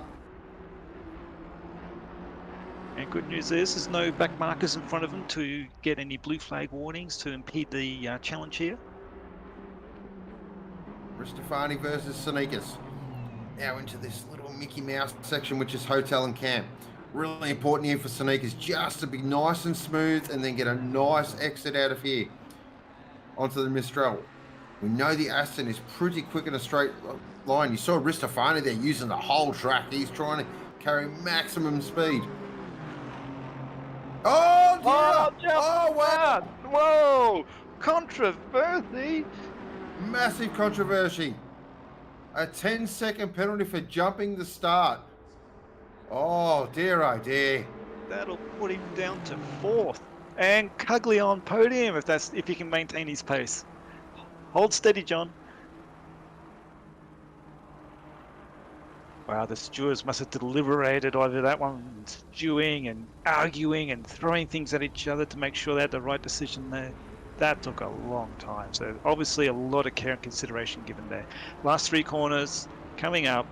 John Sonikas just needs to bring it home, nice and easy. Oh, there'd be some serious words coming out under that helmet of Ristofani, though. But isn't he the 3rd man from the team? That's had a horrible race. Anyhow, last corner coming through. Ristofani will take the flag, but the penalty will push him back, and John Sonikas will take the first win of the season. Jacobs coming through, 8 seconds behind, I believe, finished 2nd. Yep, Jacob should get 2nd. Craig, will he get 3rd? Oh, it's going to be very close. That will be a no. Yeah, I think he just missed out. But still a great drive. Oh, absolutely, 100%. And finishing off, we have Ricciardi and Kyrudin. There's only half a second gap there. Drag race down to the finish line, and I was going to say 1, 2, 3. I think it's positions 4, 5, 6. What's next close on the radar? Ross, Piper, Ross, and Bab will be 18th, 17th, 18th, 19th. Well, that'll be very interesting because the BMW is getting a bit understeery in 16th there. At the cross line, he has crossed the line. Which means Scarman, by provision, 1st place and class, and I didn't see 1st place in Pro-Am. Based off my maths as well, Pete Viney will finish in the top 10 and easily, I agree with you, Diabol's driver of the race for sure. He was under pressure that entire 40 minutes. He did a very good job. He defended, he attacked, kept it straight, ignored what was happening, and brought it home. Ooh, well, we're number 7. Who's out of position in P17? Was that a 10-second? Yeah, he will drop 2 places.